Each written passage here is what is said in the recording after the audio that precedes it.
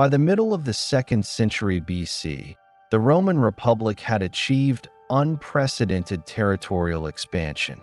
From a small city-state on the Italian peninsula, Rome had become the dominant power across the central Mediterranean. Its conquests included the entire Italian peninsula, large parts of Hispania, North Africa following the defeat of Carthage in the Punic Wars, and regions of Greece and the Hellenistic world after the Macedonian Wars. Rome's sphere of influence extended from the Atlantic coast of Hispania to the Aegean Sea, and from the Adriatic coastline to the borders of North Africa. The Republic was governed by a complex system of checks and balances. The Senate, composed largely of aristocratic patricians, controlled finances, foreign policy, and provincial administration. Elected magistrates, including consuls and praetors, executed the day-to-day administration of the city and its territories. Popular assemblies allowed citizens to vote on laws and elect officials, although the votes of ordinary citizens were often outweighed by elite influence. While this system had maintained relative stability for centuries, by 133 BC, it was increasingly strained. The Republic's rapid expansion had created structural pressures that the political system was ill-equipped to handle. Rome's population had grown significantly, with estimates suggesting over 1 million residents in the city itself by the mid-2nd century BC, and several million across Italy and its provinces.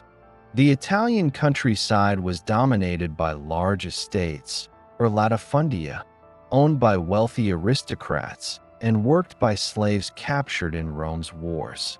Small farmers, who had formed the backbone of the Roman legions for generations, were increasingly displaced from their land, falling into debt or migrating to the city.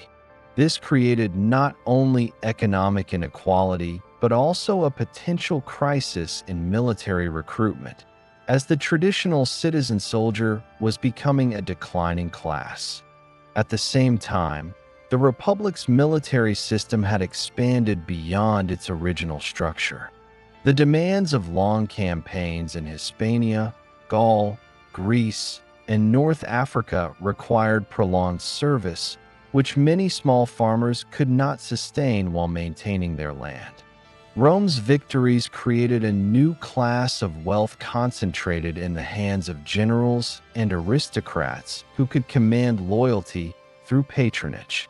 This combination of economic displacement and personal loyalty to military leaders set the stage for political instability. Rome's foreign policy had become both an opportunity and a source of tension. Its alliances with Italian cities, Greek city-states, and Hellenistic kingdoms required careful administration. Provincial governors often exercised near-absolute power in their regions, collecting taxes, administering justice, and commanding legions. Corruption and abuse of power among governors became a frequent complaint in the Senate and among Roman citizens. Meanwhile, Rome's expansion into the eastern Mediterranean had brought it into contact with wealthy and sophisticated Hellenistic kingdoms, whose political, cultural, and military practices differed sharply from Rome's traditional norms. The integration of these territories created opportunities for generals to amass wealth and political influence independently of the Senate. Socially and politically, Rome was increasingly divided between two main groups. The aristocratic elite, or optimates, sought to preserve traditional privileges and the authority of the Senate. They resisted reforms that threatened their control over land, finances, and political offices.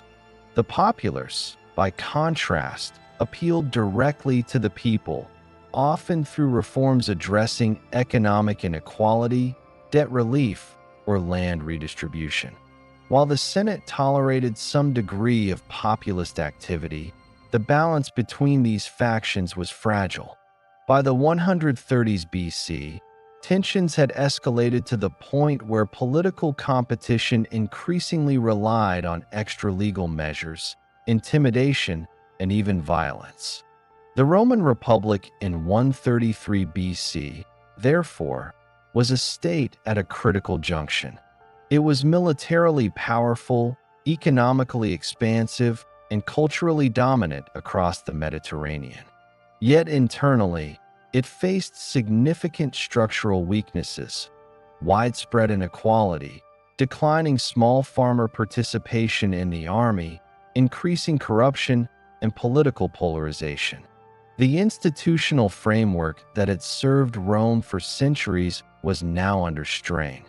This combination of military, economic, and political pressures created an environment in which ambitious leaders could challenge norms, accumulate personal power, and set precedents that would ultimately undermine the Republic.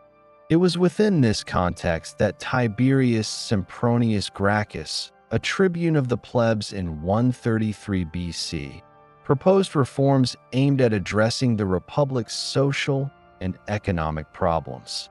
His actions, and the response they provoked among the Senate and the elite, marked the beginning of a century-long transformation. The period between 133 BC and 27 BC would witness unprecedented political experimentation, civil wars, and the rise of extraordinary military leaders whose ambitions would reshape the very structure of Rome. By the end of this era, the Republic would give way to the Roman Empire, a fundamentally new political order. This is the story of the rise of the Roman Empire, the century in which Rome's expansion abroad and internal tensions at home intersected, producing the extraordinary historical shift from a centuries-old republican system to imperial rule. The events that began in 133 BC set the stage for the collapse of traditional institutions, the emergence of military strongmen, and the consolidation of power under Augustus in 27 BC, a transformation that would define the Mediterranean world for the next 2 centuries.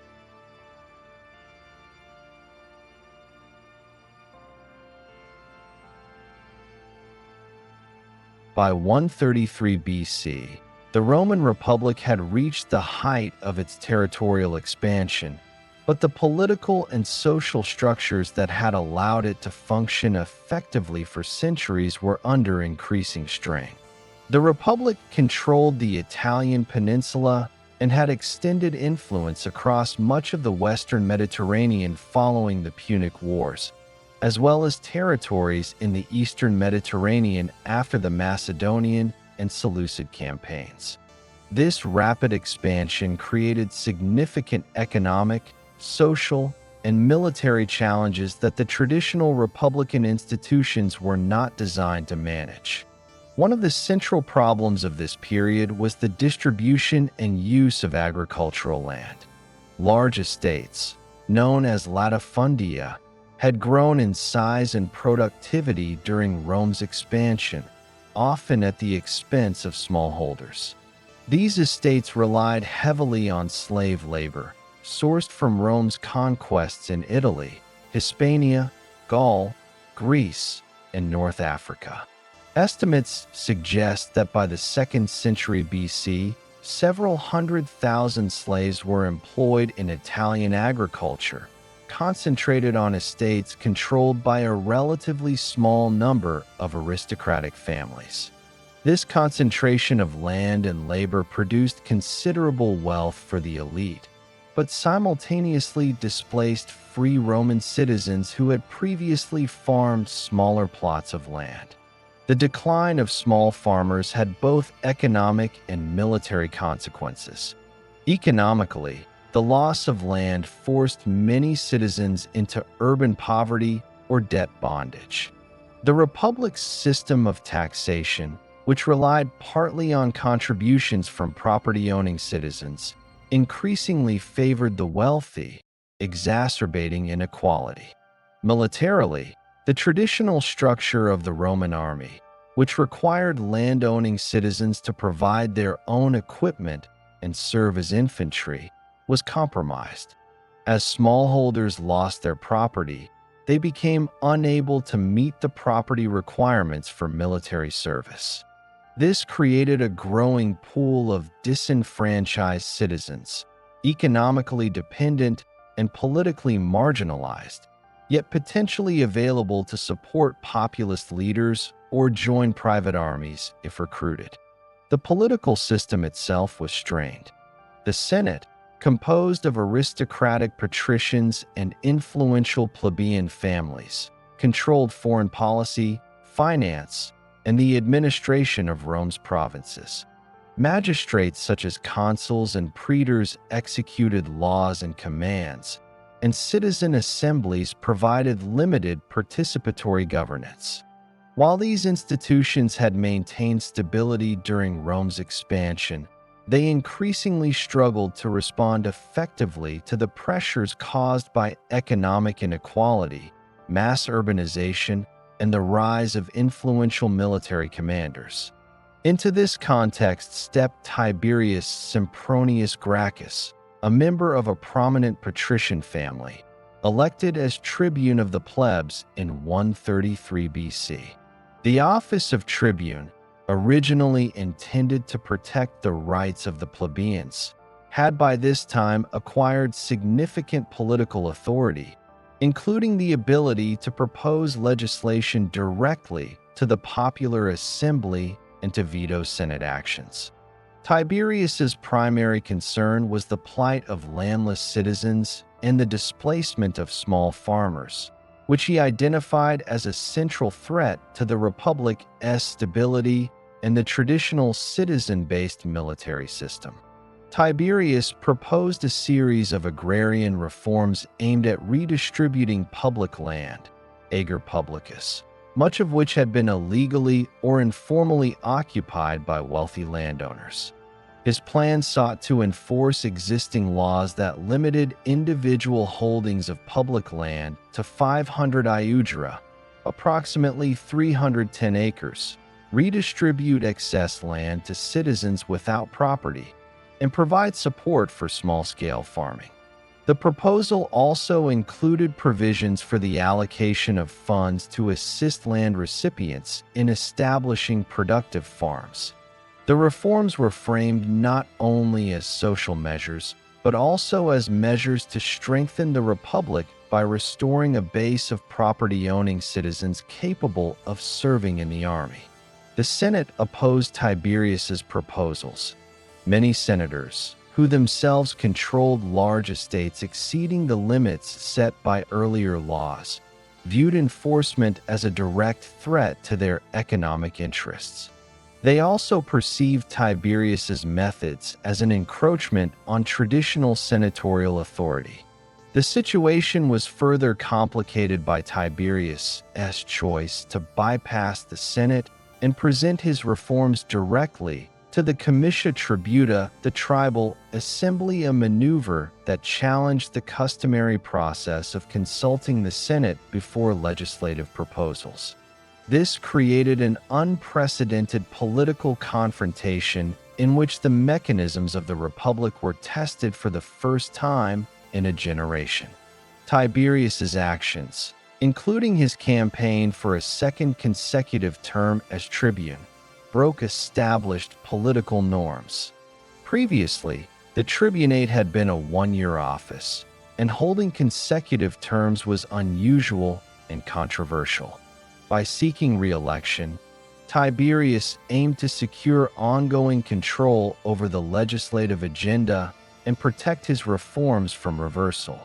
This action was interpreted by many senators as a direct challenge to the Republic itself. Political debates became increasingly tense, with the possibility of violence rising as both sides mobilized supporters. The tension reached a critical point in 133 BC. On the day of a vote regarding one of Tiberius's proposals, the confrontation escalated into the first significant political violence in Rome's streets for centuries. Accounts indicate that senators, led by members of the consular elite, organized armed groups composed of attendants and supporters to confront the tribune and his followers. Tiberius and an unknown number of his supporters were killed during the clashes. The precise number of casualties is uncertain, but contemporary sources describe this as the first instance of organized political murder within the city itself in generations. The assassination of Tiberius Gracchus represented more than the elimination of a single political figure. It established a precedent for the use of violence in resolving political disputes, breaking the Republic's long-standing reliance on legal and constitutional mechanisms. The Senate's role as the arbiter of political power was directly challenged, and the principle that Roman citizens could be subject to extra-legal force in political matters became embedded in subsequent conflicts. Following his death, the agrarian reforms were partially implemented, though enforcement remained inconsistent. The public response was complex. While some citizens supported the continuation of land redistribution, many others were intimidated by the escalation of violence, and the Senate consolidated its authority in the immediate aftermath. The events of 133 BC also had broader structural consequences. The displacement of small farmers continued, urban populations grew, and the growing gap between the wealthy elite and ordinary citizens widened further. Military recruitment increasingly relied on volunteers drawn from the landless population, a trend that would accelerate under the reforms of later generals such as Marius. The Republic's institutions, which had previously functioned within a framework of mutual checks and balances, were increasingly vulnerable to manipulation by ambitious individuals capable of commanding armies and mobilizing popular support. In addition to domestic consequences, the crisis highlighted the challenges Rome faced in administering its expanding territories. Public land was concentrated in regions that had previously been part of allied or conquered territories in Italy. Enforcement of property limits required administrative oversight that the Senate and magistrates struggled to provide, particularly as local elites resisted redistribution. The death of Tiberius did not resolve these administrative challenges, and subsequent leaders would face the same structural problems when attempting reform. Tiberius Gracchus's tribunate also introduced a new model of political mobilization. By appealing directly to the citizen assemblies rather than relying solely on senatorial approval, he demonstrated the potential for plebeian instruments of power to influence the Republic at a scale previously reserved for the elite. This model would be replicated and expanded by later reformers and military commanders, contributing to a century in which individual ambition increasingly dictated the trajectory of Roman politics. The immediate aftermath of Tiberius's death saw increased political tension. Subsequent tribunes and populares were aware that the Senate might respond violently to attempts at reform, and the Senate itself recognized that popular assemblies could be used to bypass its authority. The boundaries of legal and illegal political action were blurred, creating a climate in which constitutional norms were subordinated to power struggles. The Republic's internal cohesion, which had previously relied on shared institutions and citizen participation, was weakened. By the end of 133 BC, Rome was a city-state at the threshold of a century of transformation. The assassination of Tiberius Gracchus marked the first rupture in the Republic's political order that would escalate into continuous civil conflict. It exposed the fragility of the institutional framework in the face of economic inequality, social displacement, and individual ambition. The land reforms, though partially implemented, demonstrated the difficulty of enforcing policy against entrenched interests. More significantly, the precedent for political violence set in 133 BC would influence every major political confrontation for the next century. The significance of 133 BC lies not only in the death of Tiberius Gracchus, but in the structural and procedural changes it initiated. The Republic's reliance on elite consensus had been undermined, and the relationship between citizens, magistrates, and the Senate was permanently altered. Leaders with the capacity to command armies, mobilize public assemblies, and challenge senatorial authority now had a template for action that would be replicated throughout the century.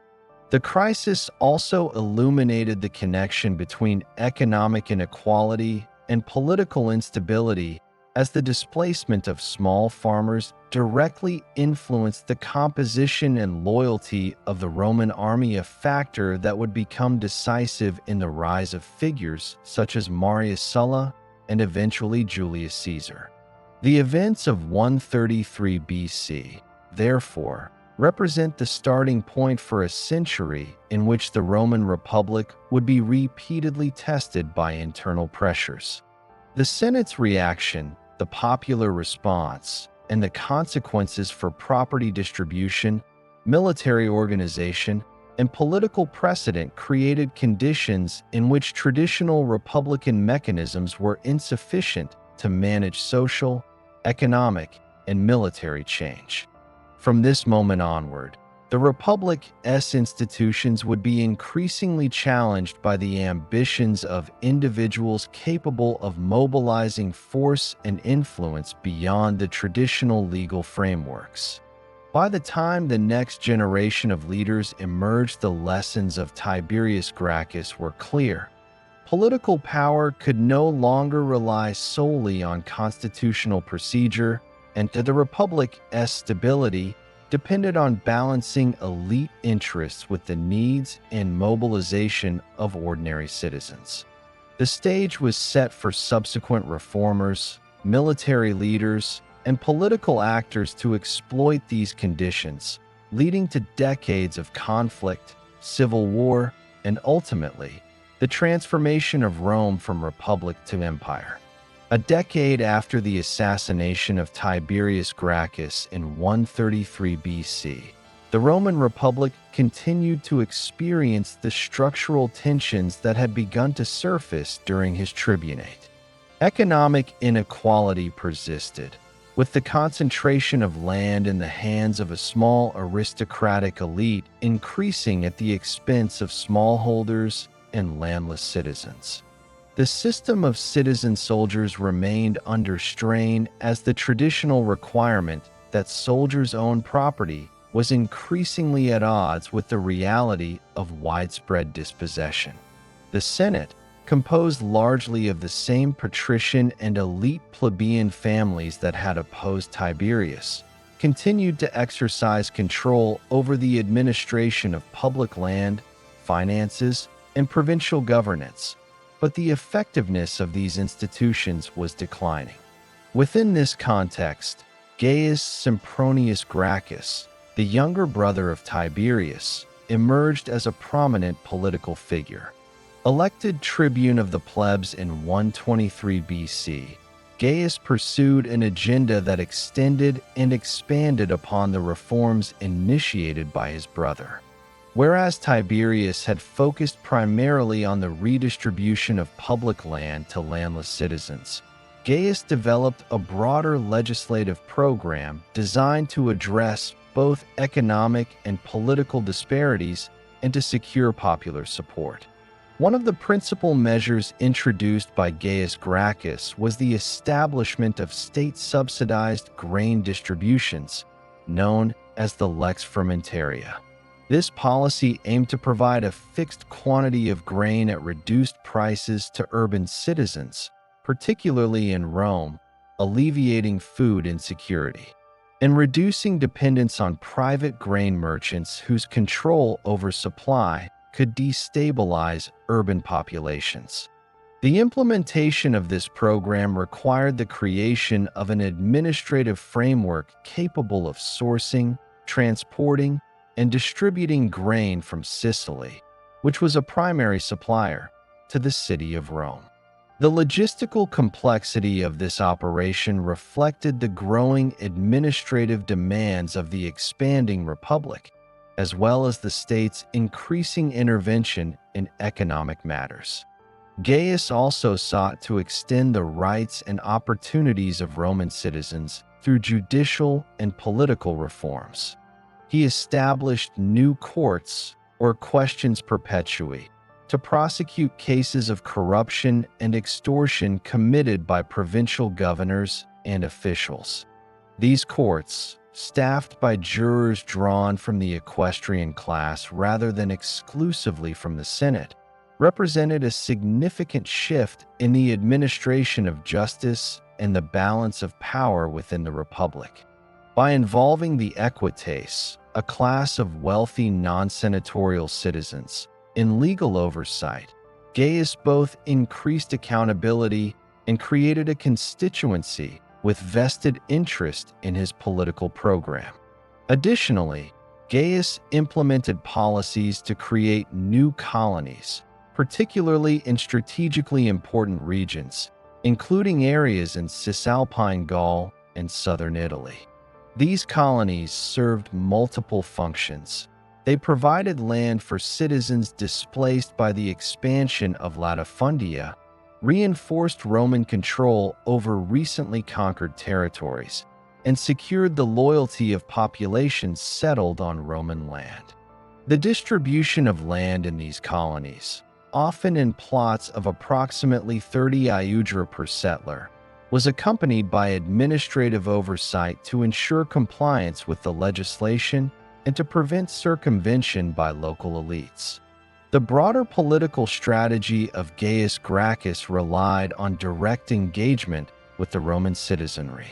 By appealing to the tribal assemblies and plebeian institutions, he bypassed traditional senatorial authority while maintaining the appearance of legality. This approach extended the model established by his brother, demonstrating the potential for tribunes and other popular leaders to exert influence through direct mobilization of citizens. Unlike Tiberius, Gaius pursued multiple reforms simultaneously, creating a network of policies that reinforced one another and increased his political support across urban and rural constituencies. Despite these achievements, Gaius Gracchus faced persistent opposition from the Senate and the aristocratic elite. Senators perceived his expansion of equestrian power, the redistribution of land, and the subsidized grain program as a threat to their economic interests and political authority. Tensions between the populace, led by Gaius, and the optimates, representing the senatorial class, intensified. The Senate, concerned about the precedent established by Tiberius and now by Gaius, increasingly resorted to extraordinary measures to assert control, culminating in the issuance of the Senatus Consultum Ultimum, a decree granting consuls emergency powers to protect the state from internal threats. The political conflict escalated in 121 BC when Gaius Gracchus sought re-election for a second consecutive term as tribune, a move designed to maintain continuity of his legislative program and protect the reforms from rollback. This action mirrored the precedent set by Tiberius, but occurred in a more volatile context. Gaius had cultivated substantial popular support, particularly among the urban poor and the equestrian class, and his re-election campaign was closely tied to his legislative agenda. The Senate, however, viewed the consolidation of power by a single tribune as a direct threat to the Republic's traditional institutions and responded by organizing armed opposition. The confrontation between Gaius and the senatorial elite escalated into violence. marking a continuation of the precedent established by the death of his brother a decade earlier.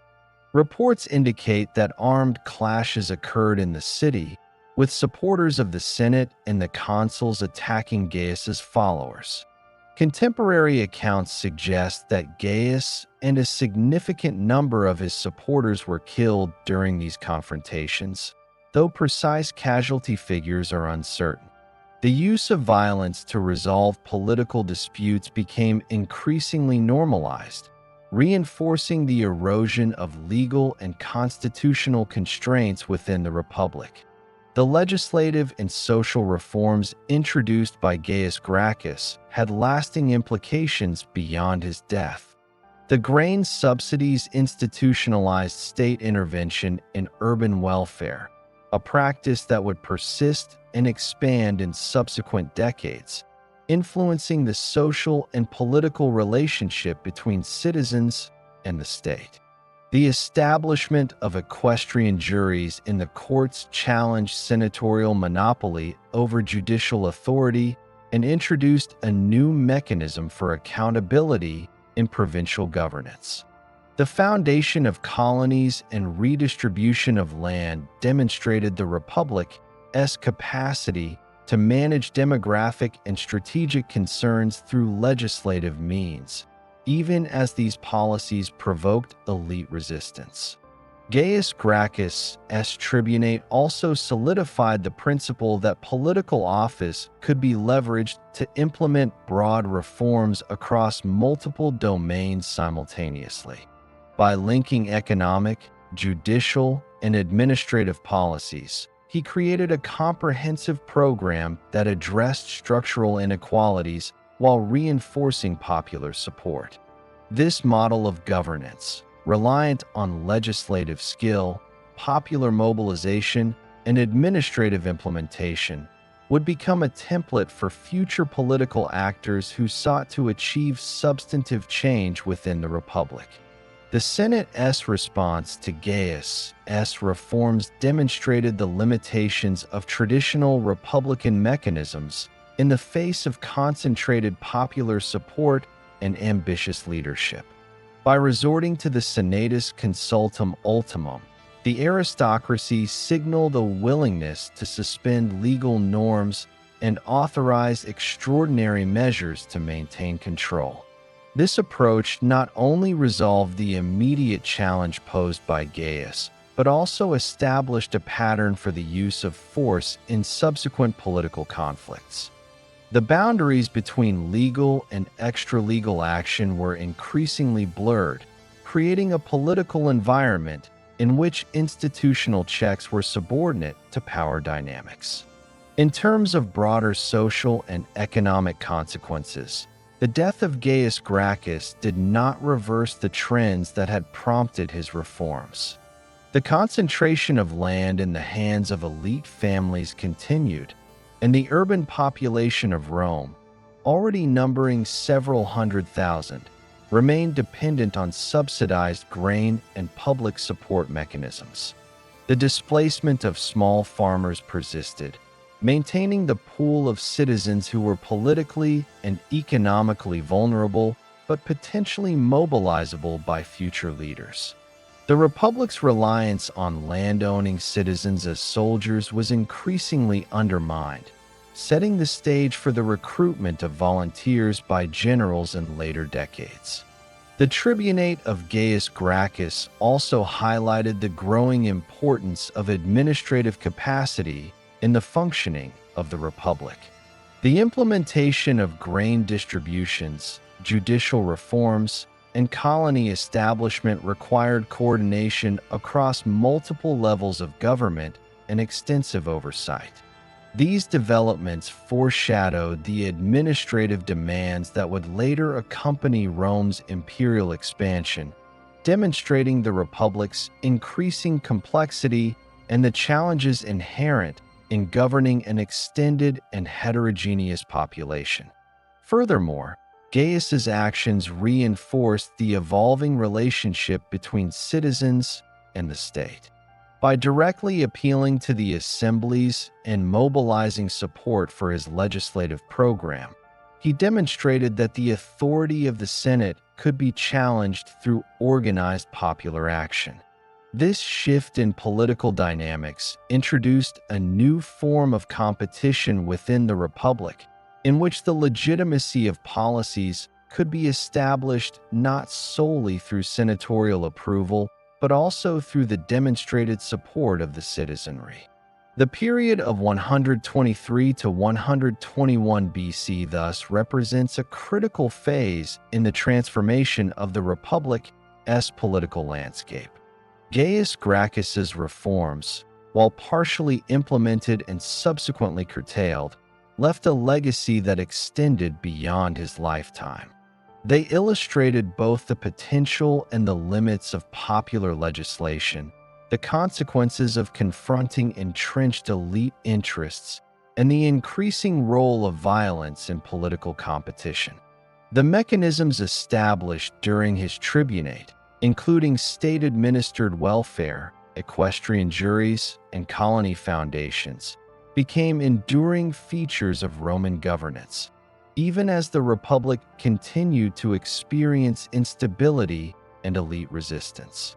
By 121 BC, the Republic had entered a period in which legal frameworks were insufficient to manage political conflict, and the precedent for extra-legal violence had been firmly established.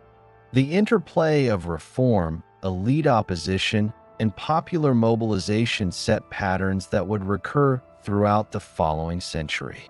The tribunate of Gaius Gracchus demonstrated that ambitious leaders could leverage the instruments of the office public assemblies and administrative authority to implement significant changes, even in the face of elite resistance, and that the response of the Senate could involve confrontation rather than negotiation. The actions and consequences of Gaius Gracchus's tribunate directly influenced the trajectory of the Republic, shaping the strategies of subsequent leaders such as Marius, Sulla, Pompey, and Caesar. The economic, social, and political tensions that he attempted to address remained unresolved, providing a structural foundation for the civil wars and military interventions that would characterize the late Republic. The legacy of Gaius Gracchus, therefore, lies not only in the specific policies he enacted, but in the demonstration of how popular support, legislative skill, and administrative execution could challenge entrenched authority and transform the political landscape of Rome.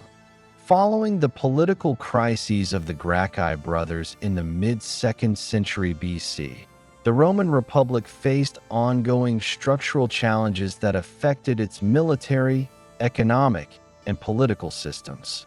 The displacement of small farmers and the concentration of land in large estates had weakened the traditional citizen-soldier system. Rome's expansion across the Mediterranean demanded extended campaigns, and the legions required manpower that the traditional property-owning class could no longer fully supply. This period set the stage for a transformation in military organization that would have profound consequences for the Republic. Gaius Marius, born in 157 BC into a plebeian family in the Italian town of Arpinum, emerged as a key figure in addressing these military challenges. Despite his non-aristocratic background, Marius distinguished himself through military service and political skill.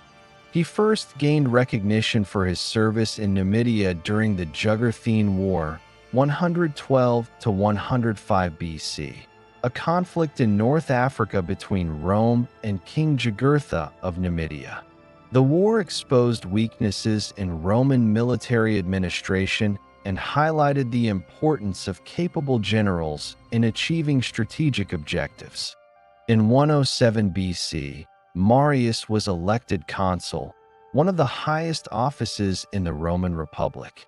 At this time, the Republic faced a severe threat from the Cimbri and Teutons, Germanic and Celtic tribes migrating into Roman territories along the northern Adriatic. These tribes had already defeated Roman forces in several engagements, creating concern over the security of Roman lands and allies. To address these threats, Marius implemented a series of military reforms that fundamentally altered the recruitment, organization, and loyalty of the Roman army. One of Marius's most significant innovations was the recruitment of volunteers from the landless population, effectively removing the property requirement for military service. Previously, the Roman army had been composed primarily of smallholders who provided their own equipment and fought as citizen soldiers. By opening recruitment to the capite censi, or headcount, the landless poor, Marius created a larger pool of manpower capable of sustaining prolonged campaigns. To facilitate this recruitment, the state assumed responsibility for equipping soldiers, providing weapons, armor, and rations, and compensating them with pay and land grants upon completion of service. The organizational structure of the legions was also refined under Marius. He standardized training, equipment, and tactical formations, improving discipline and combat effectiveness. Legionaries were organized into cohorts, each containing approximately 480 soldiers, which allowed for greater flexibility on the battlefield compared to the older manipular system. Cohorts were further subdivided into centuries of around 80 men, commanded by centurions whose authority was based on experience and merit rather than aristocratic rank. These reforms increased cohesion and efficiency, making the Roman legions a more professional and capable fighting force. Marius's reforms also shifted soldiers' loyalty from the Senate and the state to their commanders. Since volunteers relied on generals for pay, equipment, and eventual land rewards, personal allegiance to the commanding officer became a primary factor in maintaining morale and discipline. This development introduced a structural change in Roman politics. Successful generals could leverage their army's loyalty to influence or challenge political decisions in Rome. The alignment of military and political power around individuals rather than institutions would become a defining feature of the late Republic. Marius first tested these reforms during his campaigns against the Cimbri and Teutons. Between 105 and 101 BC, he led Roman forces in a series of engagements, achieving decisive victories that secured the northern borders of the Republic. The battles of Aquae Sextii in 102 BC and Vercelli in 101 BC are notable for demonstrating the effectiveness of his reorganized legions.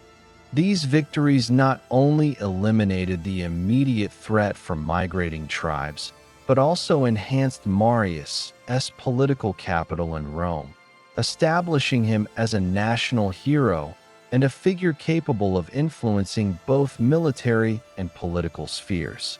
In addition to battlefield successes, Marius' repeated consulships. He held the office 7 times between 107 and 86 BC, highlighted his extraordinary political influence. While repeated consulships were highly unusual and challenged Republican norms, they reflected both the Senate's reliance on his military skill and his ability to mobilize popular support. This pattern of repeated elections became a model for later military leaders who would exploit both popular and army support to consolidate power. Marius's career also intersected with Rome's ongoing struggles in the provinces. Provincial administration, already prone to corruption and mismanagement, required competent military leadership to enforce taxation, maintain order, and defend territorial claims. Marius' command in Numidia and subsequent campaigns in Gaul and Hispania illustrate the increasingly central role of generals in managing not only military operations, but also provincial administration. The combination of battlefield success, popular support, and administrative authority set the stage for the emergence of military figures as dominant political actors. The reforms of Marius had immediate social implications. The recruitment of landless citizens created a class of professional soldiers whose economic well-being depended on continued service or the favor of their generals. This new dynamic contributed to political instability, as ambitious leaders could mobilize these legions for purposes beyond foreign campaigns. The integration of these soldiers into the Roman military system also required logistical and financial adjustments, including sustained pay, provisions, and eventual settlement in colonies or land grants, which placed increasing demands on the state's resources. Marius's rivalry with Lucius Cornelius Sulla further exemplifies the politicization of military command. In 88 BC, Sulla was originally assigned command against King Mithridates VI of Pontus in the east, a strategically significant theater of operations. The Senate reassigned the command to Marius, prompting Sulla to assert the unprecedented action of marching his legions on Rome itself. While this event is more directly connected to the subsequent civil wars, it demonstrates the consequences of Marius' military reforms. Generals could leverage loyal armies to influence political outcomes, undermining the traditional authority of the Senate and constitutional norms. The social reforms and military innovations introduced by Marius also had enduring demographic and economic effects. The landless men recruited into his armies were often promised land grants upon discharge, creating both an incentive for military service and a source of political obligation. The distribution of land to veterans required coordination with provincial authorities and often led to disputes with local elites or the displacement of existing populations. These policies contributed to ongoing tension between popular leaders, the Senate, and local communities, reinforcing patterns of conflict that would recur throughout the late Republic. In addition to domestic considerations, Marius's military innovations had broader strategic implications for Rome's territorial expansion. By professionalizing the army, standardizing equipment and training, and creating flexible tactical units, the Republic could project power over greater distances and sustain campaigns in multiple theaters simultaneously. The increased mobility and discipline of the legions allowed Rome to respond to threats in both western and eastern provinces, facilitating the consolidation of control over the Mediterranean basin. Marius's use of the military as a political instrument also influenced subsequent legislative and constitutional developments. The precedent that a general could rely on personal loyalty from soldiers rather than institutional authority challenged the balance of power within the Republic. The Senate's inability to effectively control the assignment of military commands combined with the dependence of generals on loyal legions set the stage for a century of civil conflicts, culminating in the rise of figures such as Pompey Caesar and eventually Augustus. The repeated consulships of Marius also underscore the transformation of Roman political norms. While his tenure reflected the extraordinary circumstances of external threats, it demonstrated the potential for individual military leaders to accumulate both political and military authority over extended periods. This accumulation of power outside traditional republican constraints contributed to the weakening of institutional checks, providing a model for later figures who would exploit military loyalty to achieve political objectives. The campaigns of Marius against Jugurtha and the Germanic tribes also highlight the evolving relationship between military success and political legitimacy. Victories in the field not only secured territorial and strategic objectives, but also enhanced personal prestige, which could be leveraged for electoral advantage in Rome. The intertwining of military achievement and political influence became a defining characteristic of the late Republic, with generals using battlefield accomplishments as a foundation for legislative initiatives, alliances, and power consolidation. By 86 BC, the structural transformations initiated by Marius were fully evident. The professionalization of the army, the reliance on volunteers from the landless population, and the personal loyalty of soldiers to commanders had permanently altered the political and military landscape of Rome. These developments facilitated Rome's continued territorial expansion while simultaneously creating conditions in which military power could be used to challenge civil authority. The Republic's traditional mechanisms for resolving political disputes and regulating military command were increasingly inadequate, making the stage fertile for the civil wars that would follow in the subsequent decades. Marius's reforms also influenced the social and economic composition of Roman society. The integration of landless citizens into the military, combined with promises of land and rewards, reinforced the connection between military service and political patronage. The emergence of a professional soldier class dependent on generals rather than the state contributed to social mobility while simultaneously concentrating political influence in the hands of those capable of commanding armies. This dynamic would recur as a central factor in the struggles between populace and optimates, and in the eventual rise of imperial authority. Through military, social, and political reform, Gaius Marius addressed immediate threats to the Republic while simultaneously reshaping its institutions. The combination of professionalized armies, expanded recruitment, and the accumulation of personal authority by generals established patterns that would influence Roman politics and warfare for decades. The period from 107 to 86 BC demonstrates how military innovation and individual ambition intersected with structural weaknesses in the Republic, producing lasting consequences for governance, societal organization, and the balance of power between the Senate, the people, and the military. By the late 1st century BC, the Roman Republic had experienced decades of internal tension arising from economic inequality, political polarization, and the emergence of military leaders with personal armies loyal to them rather than to the state. The reforms of Gaius Marius, while addressing recruitment needs and expanding military capacity, had established a precedent in which generals could command loyalty independent of senatorial authority.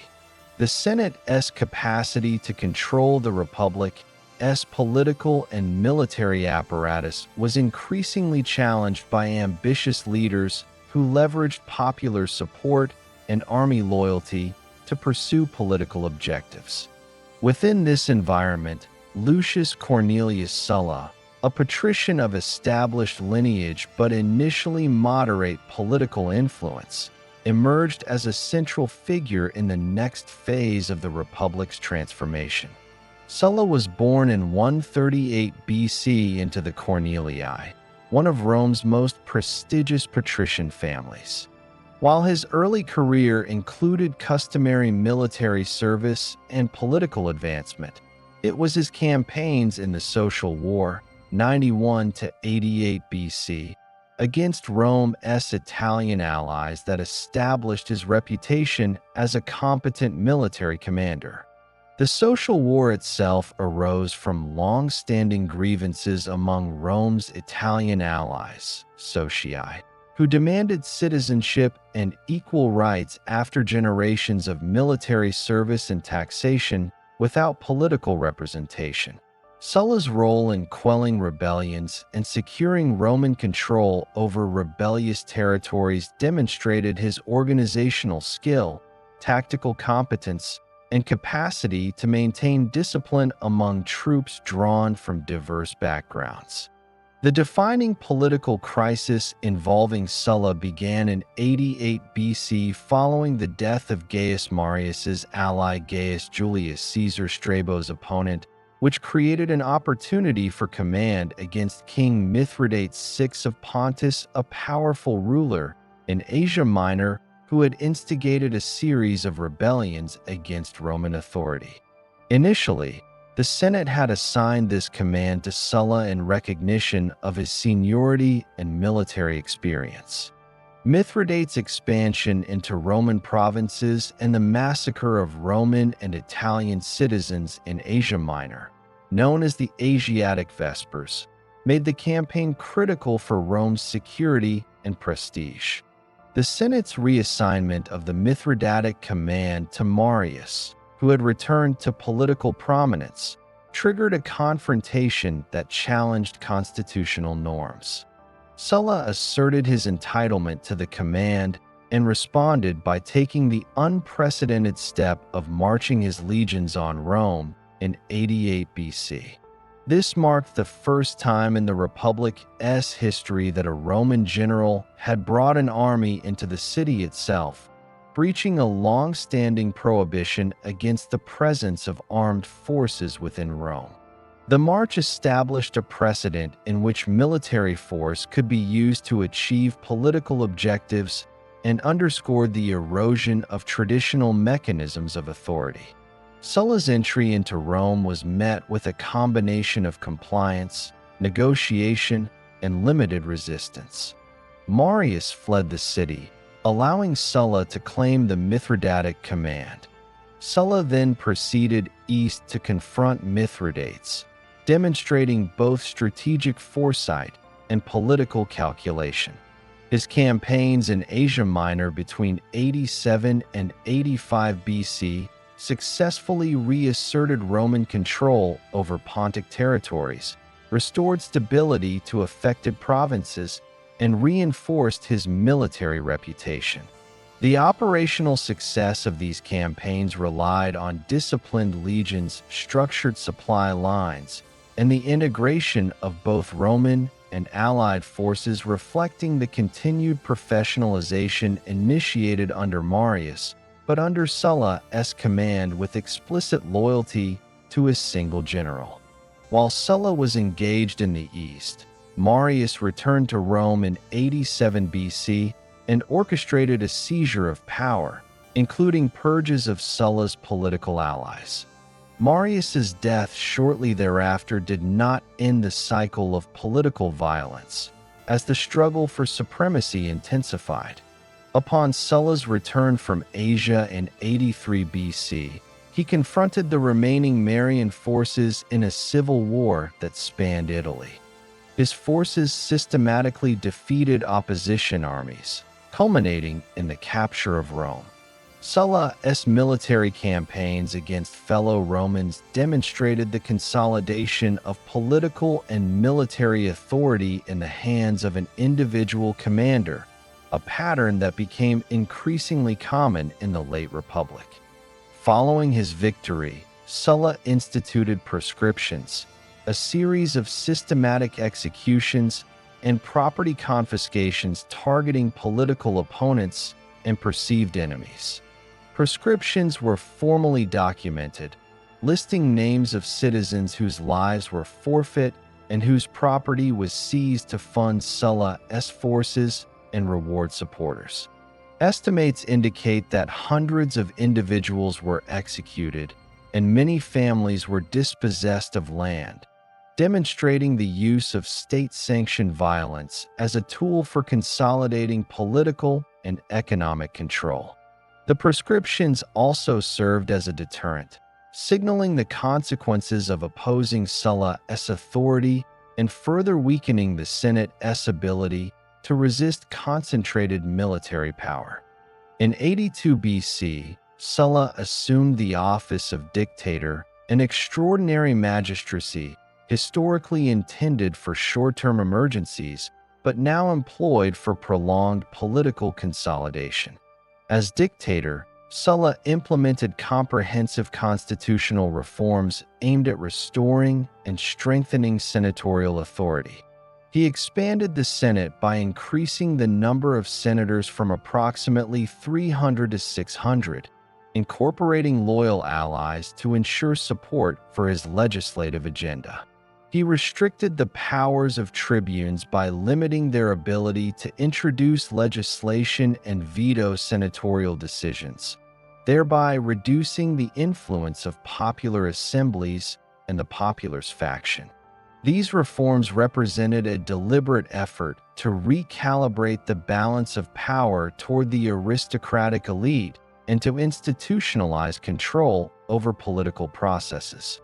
Sulla's dictatorship also addressed the administration of provinces, judicial processes, and election procedures. He established clear regulations for provincial governance, including fixed terms for governors and explicit reporting requirements, to reduce opportunities for corruption and the accumulation of independent power.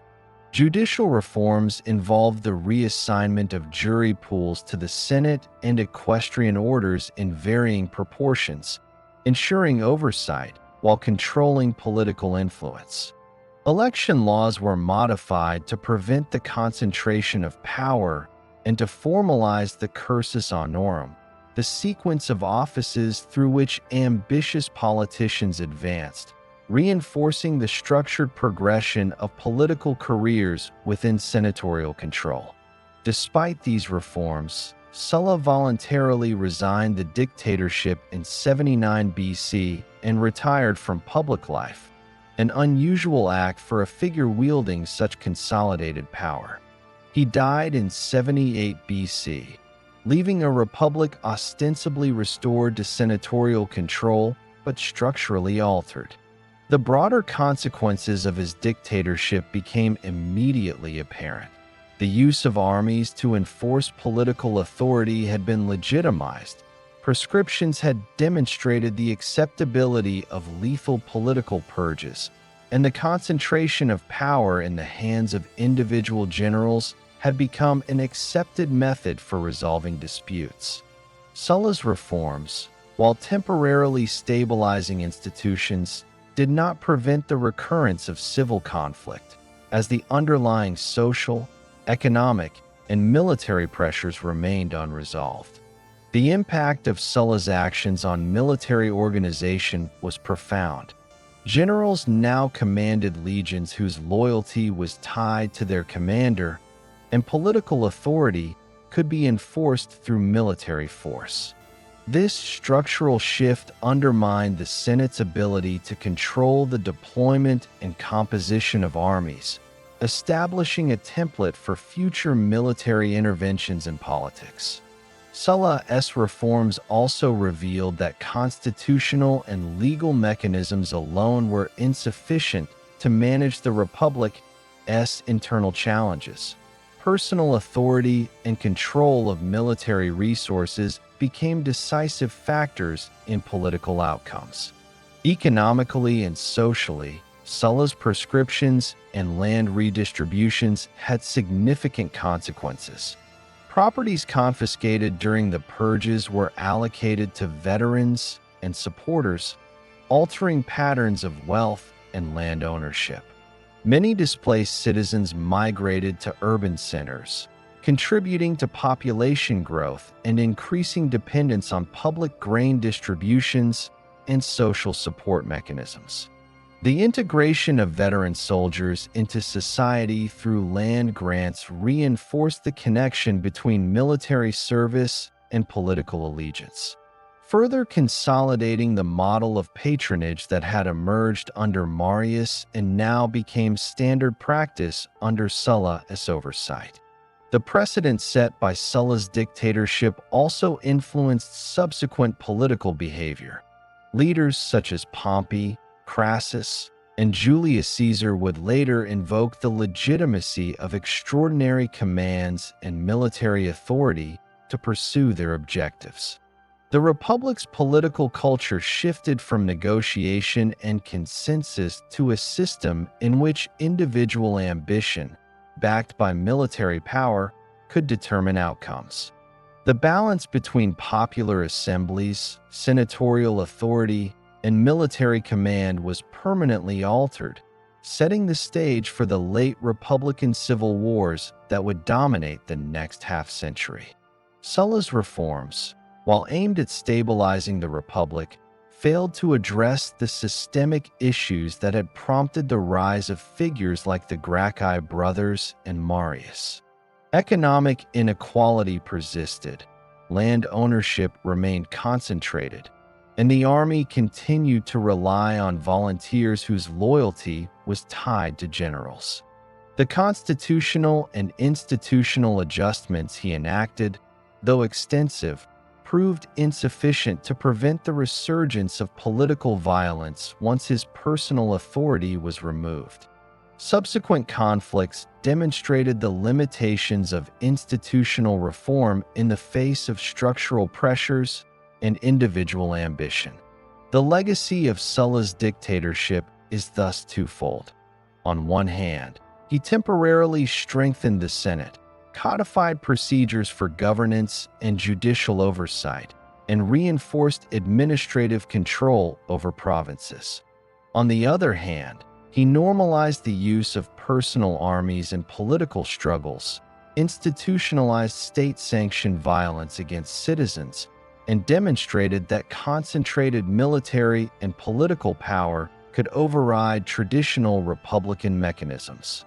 These developments created the structural and cultural conditions in which later generals could exploit military loyalty and popular support to achieve political dominance, contributing directly to the transformation of the Republic into an imperial system. The period from 88 to 78 BC illustrates the interaction between military innovation, political authority, and institutional fragility. Sulla's ability to enforce his command in Asia Minor, conduct civil war in Italy, implement proscriptions, and reform constitutional structures underscores the centrality of military power in determining political outcomes. The Republic's institutions, while temporarily restored to senatorial oversight, remained dependent on the capacity of individual generals to control armed forces and mobilize support. The structural precedents established during Sulla's dictatorship would reverberate throughout the subsequent generation, shaping the actions of leaders who sought to consolidate power through both legislative and military means. By the end of Sulla's life in 78 BC, Rome had experienced a series of transformations in military, political, and social structures. The professionalization of the army, the normalization of military intervention in politics, and the use of proscriptions had permanently altered the character of the Republic.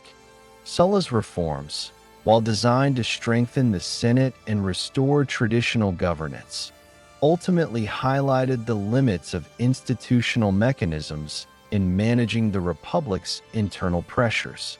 The stage was set for new conflicts and ambitious leaders to exploit these precedents, continuing the cycle of civil war and political consolidation that would culminate in the rise of figures such as Pompey, Crassus, and Julius Caesar. The decade following Sulla's death in 78 BC marked a period of political realignment and recovery for the Roman Republic. While Sulla had sought to restore senatorial authority through constitutional reforms, the structural weaknesses of the Republic remained. Economic inequality persisted. The political influence of the equestrian order and popular assemblies continued to challenge senatorial control, and the precedent for generals leveraging armies for political ends had been firmly established. The Republic was still recovering from decades of civil war, and emerging figures would exploit the instability and institutional gaps to consolidate power. Among these figures, three men, Gnaeus Pompeius Magnus, Pompey, Marcus Licinius Crassus, and Gaius Julius Caesar, would dominate Roman politics through the formation of the First Triumvirate, an informal political alliance that reshaped the balance of power in the late Republic. Gnaeus Pompeius, born in 106 BC, first achieved prominence through military service under Sulla during the proscriptions and subsequent civil wars. His early campaigns in Sicily, Africa, and Hispania demonstrated both tactical acumen and administrative competence, establishing his reputation as a capable general and organizer. Pompey's military successes earned him extraordinary honors, including multiple triumphs, unprecedented for a man of his age and patrician rank. His return to Rome with popular acclaim gave him substantial political leverage, despite his limited experience in holding formal offices before his extraordinary commands. Marcus Licinius Crassus, born in 115 BC, represented a different path to power. Crassus accumulated wealth through real estate speculation, silver mining, and strategic investment during Sulla's proscriptions, including purchasing confiscated properties at minimal cost. His economic power allowed him to finance political campaigns and private armies, providing resources that few rivals could match. Crassus also played a critical role in suppressing the slave revolt led by Spartacus between 73 and 71 BC, although Pompey's intervention ultimately received credit in the historical record. Crassus's combination of wealth, military capability, and influence over urban politics made him an indispensable figure in the late Republican political landscape. Julius Caesar, born in 100 BC into the patrician Julii family, pursued advancement through both traditional and unconventional avenues. His early career included military service in Asia Minor and political offices such as quaestor and aedile, through which he cultivated alliances with popular leaders and the equestrian order. Caesar's political acumen, rhetorical skill, and ability to navigate the complex network of patronage and alliances within the Republic enabled him to secure influential positions and cultivate a base of support among both the elite and the urban populace. The convergence of Pompey, Crassus, and Caesar occurred in the context of widespread political frustration with the Senate. Despite Sulla's reforms, the Senate remained divided and often ineffectual in addressing pressing economic, military, and provincial challenges. Pompey sought recognition and ratification of his eastern settlements following campaigns against Mithridates and Tigranes, which the Senate was reluctant to grant. Crassus and Caesar similarly faced obstacles in advancing legislation and consolidating political influence. The mutual interests of these three men, combined with their personal resources and military reputations, created the conditions for an informal alliance designed to dominate Roman politics by circumventing traditional senatorial authority. In 60 BC, the First Triumvirate was formed, though it lacked any formal legal basis. The arrangement relied on mutual advantage. Pompey sought land for his veterans and ratification of eastern settlements. Crassus sought tax and business concessions in the provinces and protection for his financial ventures. Caesar sought support for his consulship and legislative agenda, including measures to expand popular support through land distributions and debt relief. Each member contributed resources, military, financial, or political, to reinforce the other's position, creating a balance of power that allowed the triumvirs to advance policies against senatorial opposition. The consulship of Caesar in 59 BC marked the first significant legislative success of the alliance. Caesar enacted land reforms to provide allotments for Pompey's veterans, creating a mechanism to reward military service while securing the loyalty of both soldiers and urban populations. These reforms were accompanied by the extension of administrative powers to facilitate the management of provincial affairs and urban logistics. The alliance also ensured the passage of financial regulations favorable to Crassus, including the stabilization of tax contracts and protections for his equestrian financiers in Asia. These measures reinforced the interdependence of the triumvirs, as each benefited materially and politically from the success of the others. Following his consulship, Caesar secured the governorship of Cisalpine Gaul and Transalpine Gaul, along with Illyricum, providing a platform for military expansion, wealth accumulation, and the establishment of a loyal army. Caesar's command allowed him to implement extended campaigns in Gaul, subjugating local tribes, establishing Roman colonies, and constructing infrastructure to facilitate taxation, logistics, and military movement. The Gallic Wars, fought from 58 to 50 BC, not only expanded Roman territory, but also served to solidify the loyalty of Caesar's legions, who became increasingly reliant on their commander for pay, rewards, and future land settlements. Meanwhile, Pompey's command in Hispania and the East, along with Crassus's ventures in the eastern provinces, reinforced the strategic division of influence among the triumvirs. Crassus, in particular, sought military glory through a campaign against the Parthian Empire in 53 BC, aiming to match the accomplishments of Pompey and Caesar. The campaign, however, ended in disaster at the Battle of Carrhae, where Crassus was killed and a substantial portion of his army destroyed. The death of Crassus disrupted the balance of power within the triumvirate, leaving Caesar and Pompey as principal rivals and setting the stage for the subsequent civil war. The political dynamics of the First Triumvirate demonstrate the interplay of personal ambition, military authority, and institutional weakness in the late Republic. The Senate's inability to effectively manage competing claims, combined with the loyalty of professional armies to individual generals, allowed the triumvirs to exert influence that circumvented traditional mechanisms of governance. Popular assemblies, tribunician powers, and urban constituencies were mobilized strategically to achieve legislative and political objectives, highlighting the increasingly transactional and personal nature of Roman politics. The alliance also illustrates the structural consequences of economic power in political life. Crassus's wealth facilitated the financing of campaigns, the securing of political favors, and the consolidation of influence in both urban and provincial spheres.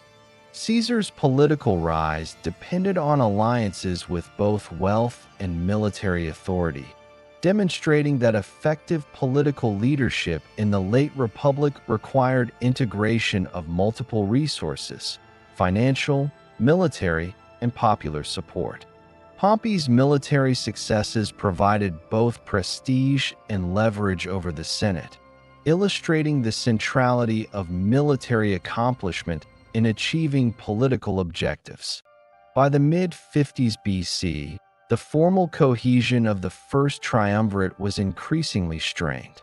Crassus's death removed a moderating influence, while the ambitions of Caesar and Pompey began to diverge.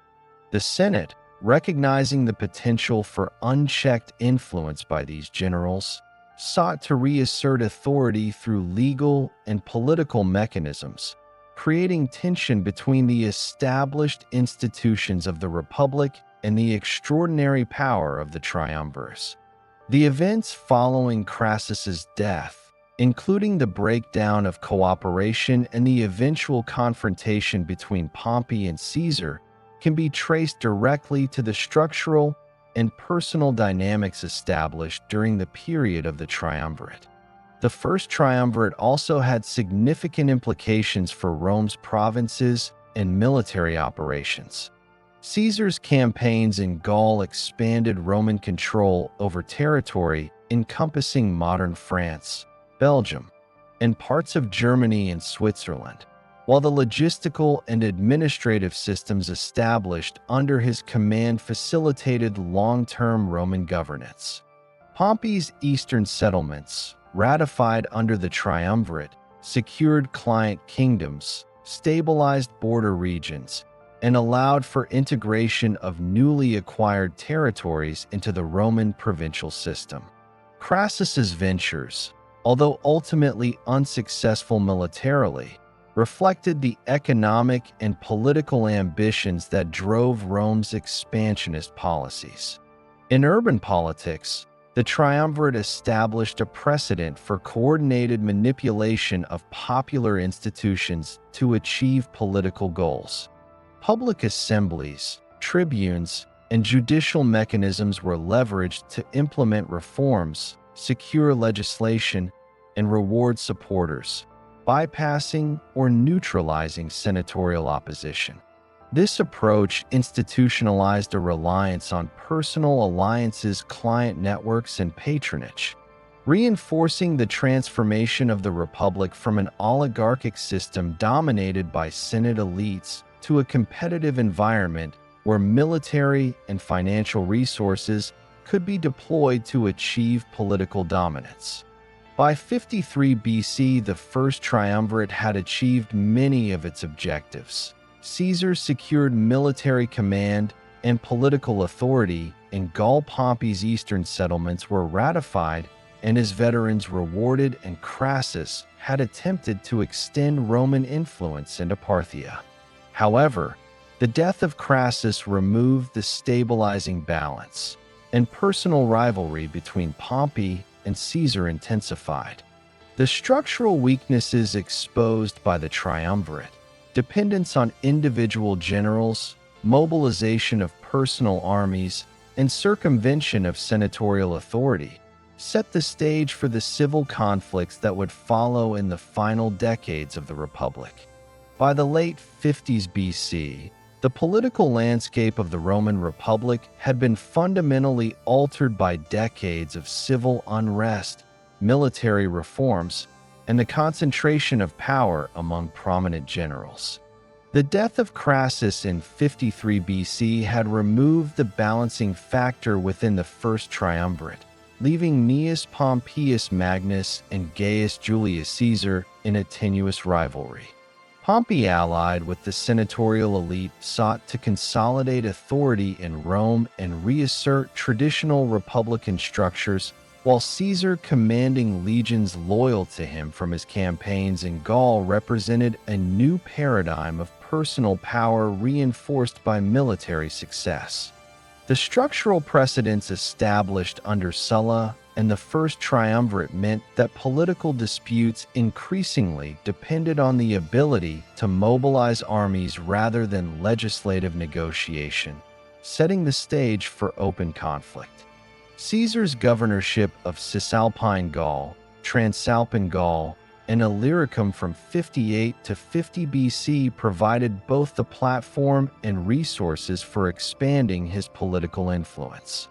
The Gallic Wars, conducted over 8 campaigns, extended Roman authority over the territories corresponding to modern France, Belgium, parts of Germany, and Switzerland. Caesar's strategy combined military conquest with administrative integration. Local tribes were subdued through a combination of direct military engagement, strategic alliances with compliant leaders, and the establishment of colonies to secure Roman control. Infrastructure improvements, including roads and fortifications, facilitated logistics and troop movements while enabling taxation and resource extraction. Caesar also implemented measures to incorporate Gaul into the Roman provincial system, including census-taking, local governance structures, and settlement of veterans, thereby stabilizing conquered regions while enhancing his personal prestige and consolidating loyal forces. The accumulation of wealth, military experience, and loyal legions allowed Caesar to cultivate political independence from the Senate. His soldiers were paid directly by him, rewarded with land and spoils, and dependent on his leadership for continued advancement. This personalized command structure reinforced the structural shift initiated under Marius and Sulla, whereby military allegiance became centered on individual generals rather than the state. The loyalty of these legions would prove decisive in the confrontation with Pompey and the senatorial forces, illustrating the persistent transformation of the Republic from institutionally regulated governance toward personal power consolidated through military strength.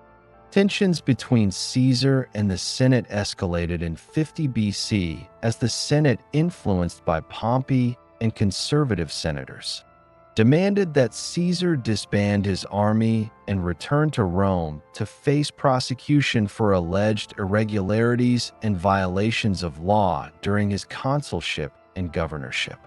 This demand threatened Caesar's political survival, as disbanding his legions would have left him vulnerable to legal reprisals and political marginalization. In response, Caesar exercised the extraordinary decision to cross the Rubicon River in 49 BC, the boundary separating his provincial command from Italy proper. Crossing the Rubicon constituted a declaration of war against the Senate and Pompey, initiating the civil conflict that would determine the Republic's future. The initial phase of the Civil War saw Caesar's forces advance rapidly through Italy, capturing strategic cities and gaining control of key logistical and political centers. Pompey, commanding the senatorial forces, retreated to southern Italy and ultimately to Greece to consolidate his forces and secure reinforcements. Caesar's campaign combined military speed with strategic political calculation. He sought to minimize urban destruction while demonstrating effective authority over the territories he occupied, maintaining both discipline among his troops and legitimacy in the eyes of provincial populations. In 48 BC, the decisive engagement of the civil war occurred at the Battle of Pharsalus in central Greece. Following the defeat of Pompey, Caesar consolidated power through a combination of military occupation, administrative reforms, and political appointments. In Egypt, he intervened in the dynastic conflict between Ptolemy XIII and Cleopatra VII, restoring Cleopatra to the throne. The settlement not only secured Egypt as a strategic ally and source of resources, but also reinforced Caesar's capacity to influence regional politics beyond traditional Roman borders. Caesar's subsequent campaigns in Asia Minor and North Africa further eliminated the remaining opposition, including the forces of Republican loyalists such as King Juba of Numidia and Metellus Scipio, ensuring his uncontested control over Rome's provinces and legions. Caesar's accumulation of authority culminated in his appointment as Dictator Perpetuo, Dictator in Perpetuity, in 44 BC. Unlike the temporary dictatorships of the earlier Republic, Caesar's position granted him sustained executive authority over legislation, military command, and administration. During this period, he implemented a series of reforms aimed at stabilizing the Republic, consolidating authority, and addressing administrative, economic, and social challenges. Among these reforms was the revision of the Roman calendar, creating the Julian calendar, which standardized timekeeping and improved coordination of civil and agricultural activities across the provinces. Caesar also enacted debt relief measures to address economic pressures affecting the urban populace, including restructuring loans and distributing resources to alleviate financial burdens. He expanded the Senate by increasing membership to approximately 900, incorporating provincial elites and allies to ensure loyalty and administrative competence. Additionally, Caesar reorganized municipal governance and provincial administration, establishing frameworks for taxation, legal jurisdiction, and the settlement of veterans, thereby reinforcing the integration of Rome's expanding territories into a cohesive administrative system. The centralization of authority under Caesar, while accompanied by administrative improvements, fundamentally altered the political balance of the Republic. By consolidating power in the office of the dictator, he bypassed traditional republican institutions, reducing the autonomy of consular magistrates, the Senate, and popular assemblies. The loyalty of legions, derived from personal allegiance rather than institutional obligation, further reinforced his ability to enact policies without senatorial consent. This structural transformation reflected the culmination of a century-long shift initiated by military reforms under Marius and Sulla and political alliances such as the First Triumvirate, whereby personal control over military and financial resources could determine the course of Roman governance.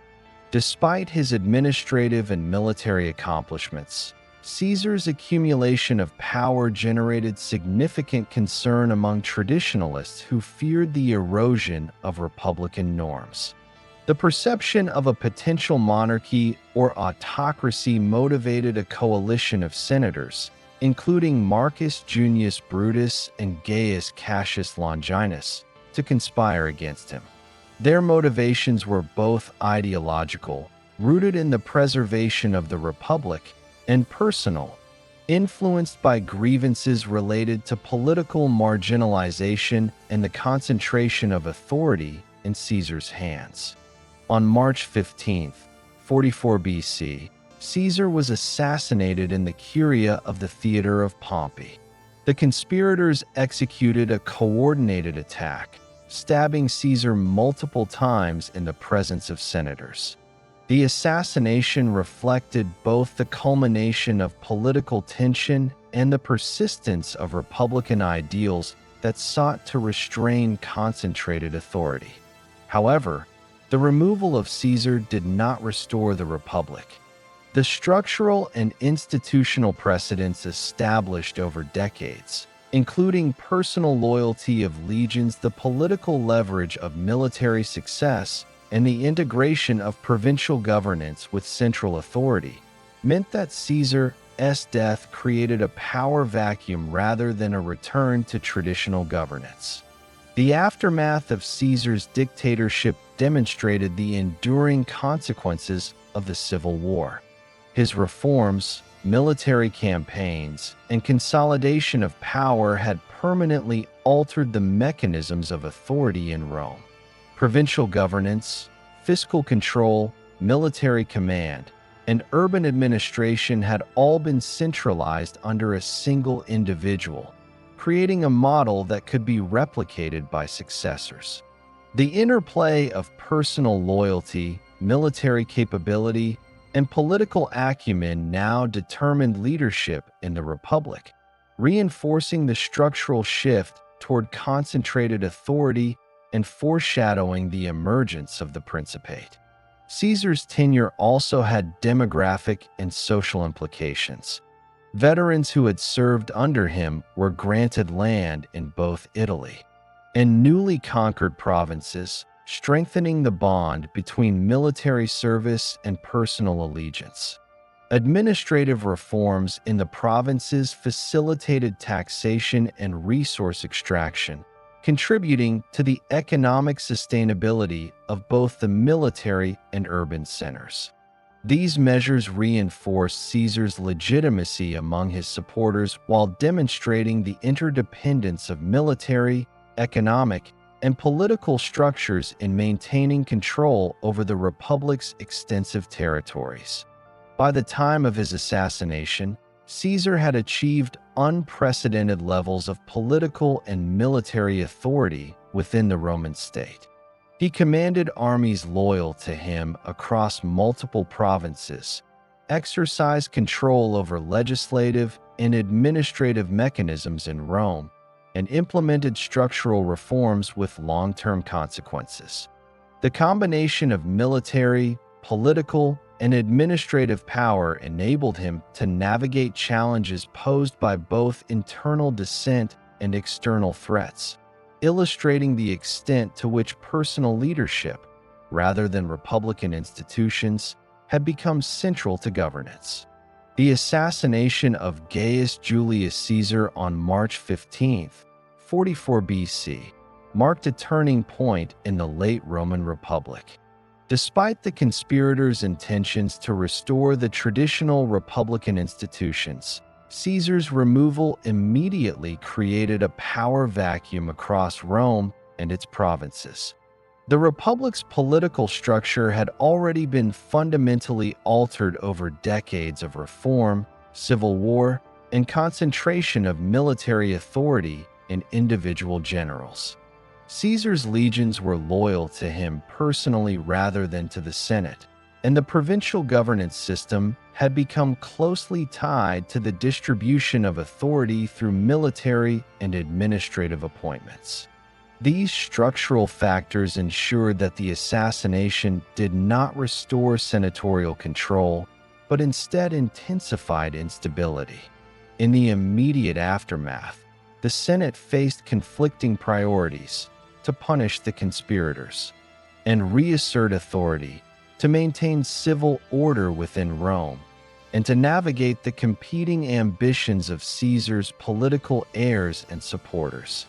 Caesar's will revealed that Gaius Octavius, his grandnephew and adopted heir, would inherit his name, fortune, and political authority, marking the beginning of Octavian's rise. Octavian, though only 18 years old at the time, quickly demonstrated strategic political acumen by asserting his position in Rome and aligning with key military and political allies. His emergence as a principal figure introduced a new dynamic in a political environment defined by fragmented authority, personal armies, and competing claims to legitimacy. Simultaneously, Mark Antony, a senior supporter of Caesar and co-consul at the time of his assassination, leveraged his political and military authority to position himself as the leading executor of Caesar's policies. Antony commanded a significant portion of Caesar's legions stationed in Cisalpine Gaul and had substantial influence over the urban populace and veterans. The tension between Antony and Octavian reflected both personal rivalry and structural competition. Both sought to consolidate power within a framework of fragmented authority, while navigating the expectations of republican legality and popular legitimacy. In response to the chaotic environment, Antony, Octavian, and Marcus Aemilius Lepidus, a senior patrician and former consul, formed the Second Triumvirate in 43 BC. Unlike the informal First Triumvirate of 60 BC, the Second Triumvirate was established with legal sanction through the Lex Titia, granting the three men extraordinary powers for 5 years to restore order, prosecute enemies, and manage the state. The formalization of authority under the triumvirs reflected the Republic's ongoing transformation, in which legal mechanisms were subordinated to the concentration of power in a small group of individuals. One of the earliest acts of the Second Triumvirate was the initiation of proscriptions, a systematic campaign of political purges aimed at eliminating opposition and financing military operations. The proscriptions included the publication of lists of individuals whose lives were declared forfeit and whose property was confiscated. Prominent victims included senators, equestrians, and wealthy citizens perceived as aligned with the conspirators, most notably the orator Cicero, whose execution in 43 BC symbolized the triumph of the triumviral authority over traditional republican institutions. The confiscated wealth served to fund armies loyal to the triumvirs, demonstrating the integration of economic, military, and political power in maintaining control over the republic. Military operations undertaken by the Second Triumvirate focused on neutralizing the forces of Brutus and Cassius, the leaders of the conspiracy against Caesar. Both men had escaped Rome following the assassination and had consolidated control over territories in the eastern provinces, including Macedonia and Asia Minor. Brutus and Cassius leveraged local resources, client networks, and remaining legions loyal to the Republican cause to create a significant military challenge. The ensuing conflict, known as the Liberators' Civil War, reflected the structural transformation of Roman politics. Authority was contested through military capacity rather than legal or constitutional negotiation. In 42 BC, the decisive engagement between the forces of the Second Triumvirate and the Liberators occurred at the battles of Philippi, fought in two major phases in Macedonia.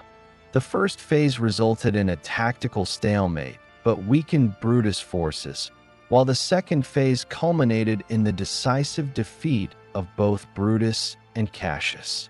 Brutus and Cassius committed suicide following the loss of their armies, effectively ending organized resistance to the triumvirs and consolidating their control over the Roman world. The outcome demonstrated the centrality of personal command, discipline, and loyalty of legions in determining political authority, reinforcing the patterns established under Sulla and Caesar. Following the victory at Philippi, the Second Triumvirate divided control over the Roman territories. Octavian administered Italy and the western provinces, Antony governed the eastern provinces and Egypt, and Lepidus controlled parts of Africa. While this division was intended to maintain balance, it relied heavily on personal loyalty, military enforcement, and mutual agreements rather than institutional mechanisms.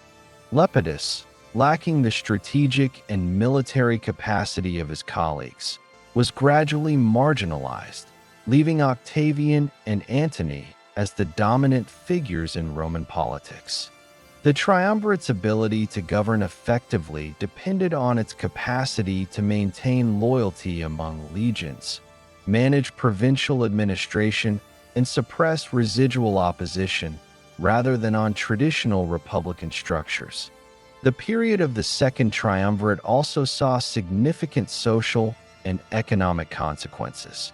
The proscriptions and confiscation of property disrupted urban and rural economies, redistributed wealth to military supporters, and eliminated significant elements of the senatorial and equestrian elite.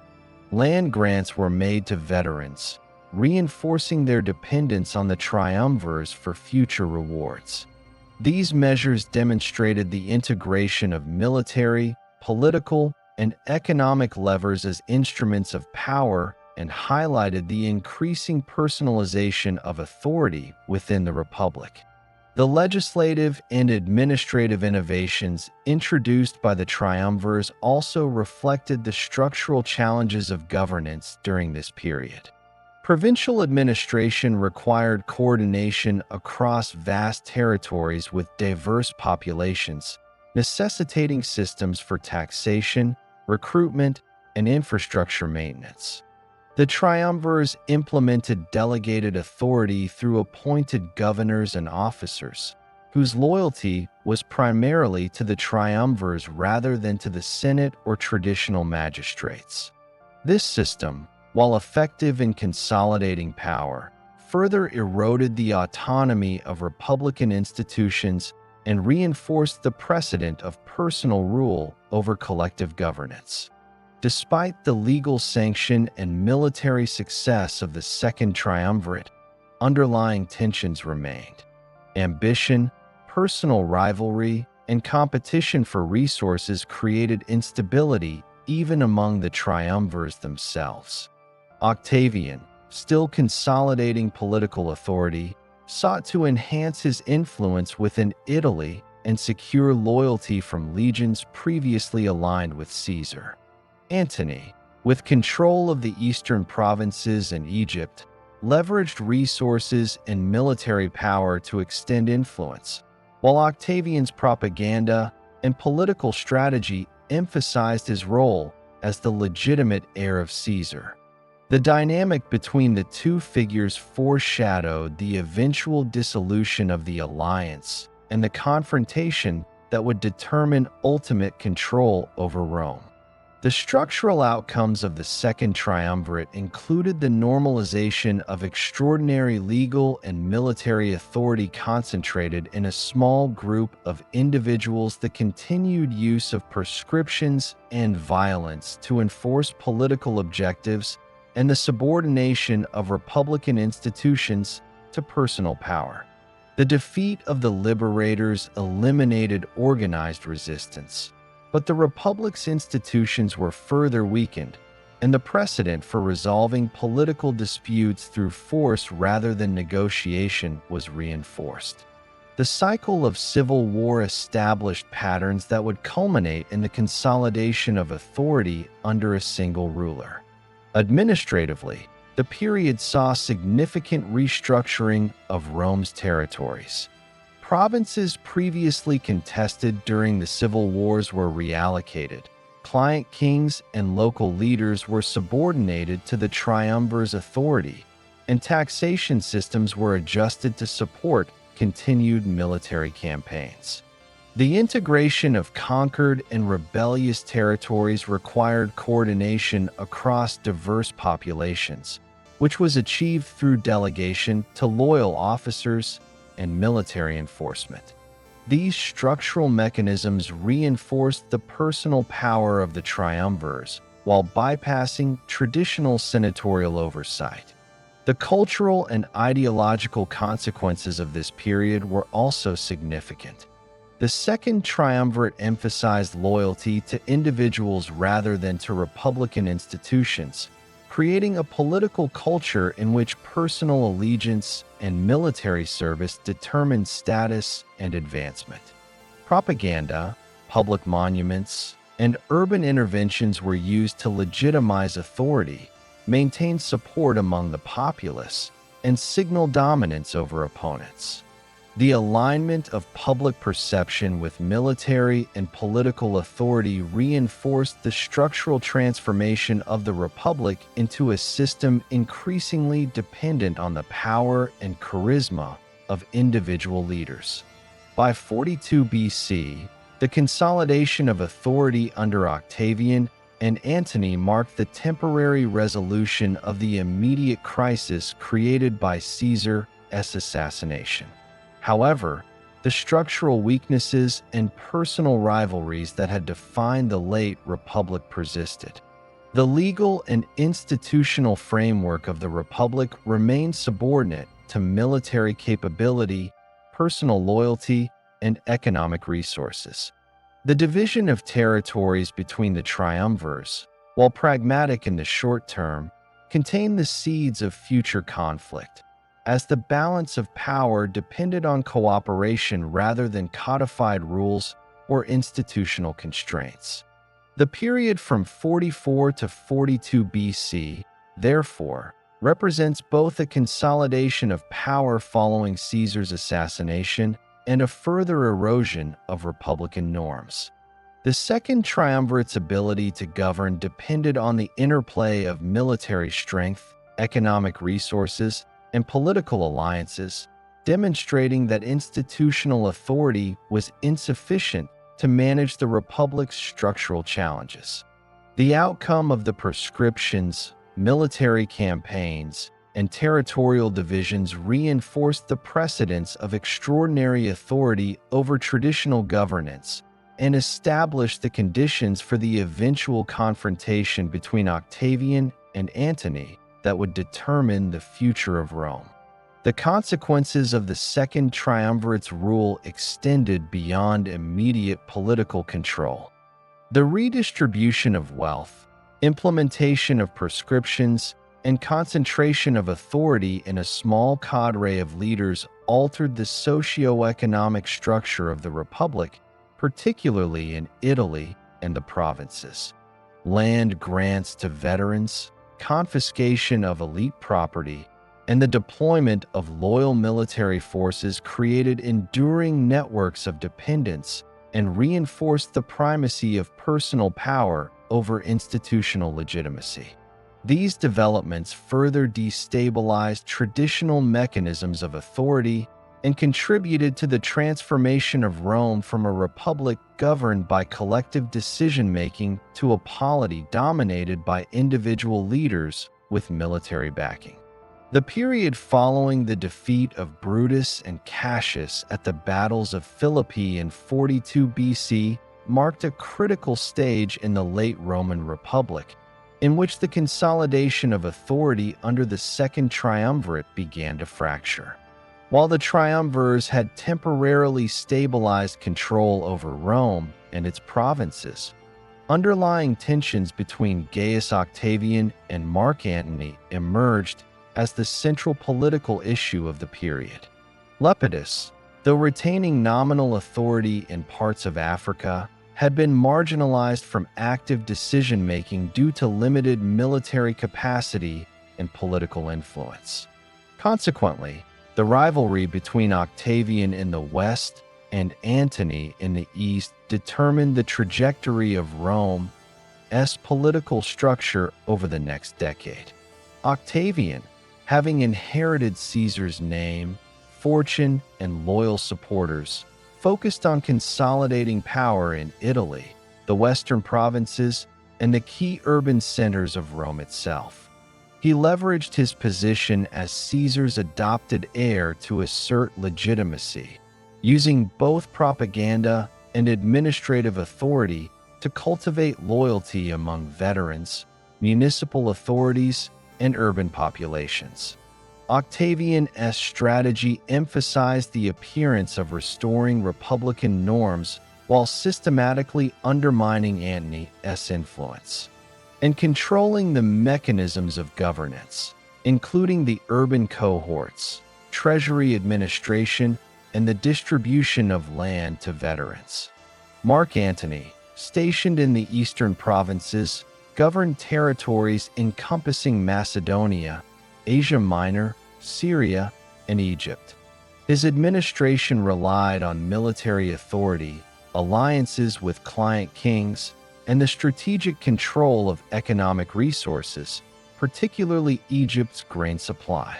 Antony's alignment with Cleopatra VII, the Ptolemaic queen, further strengthened his position in the east by securing a reliable source of resources and manpower.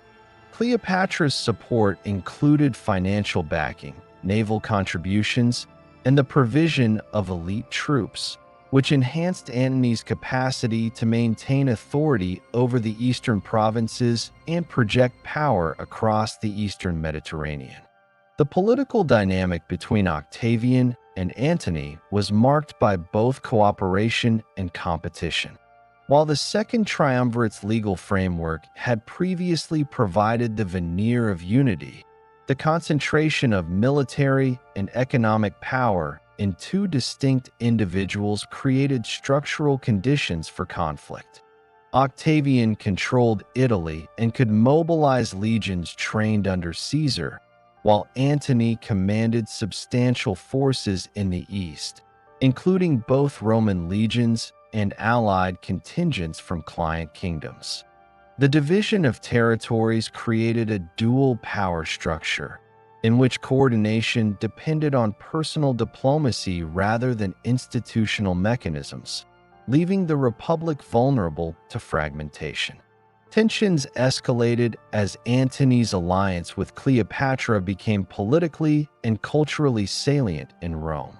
Octavian's propaganda portrayed Antony as a general subservient to a foreign queen, emphasizing Cleopatra's Egyptian identity, wealth, and influence over Antony's decisions.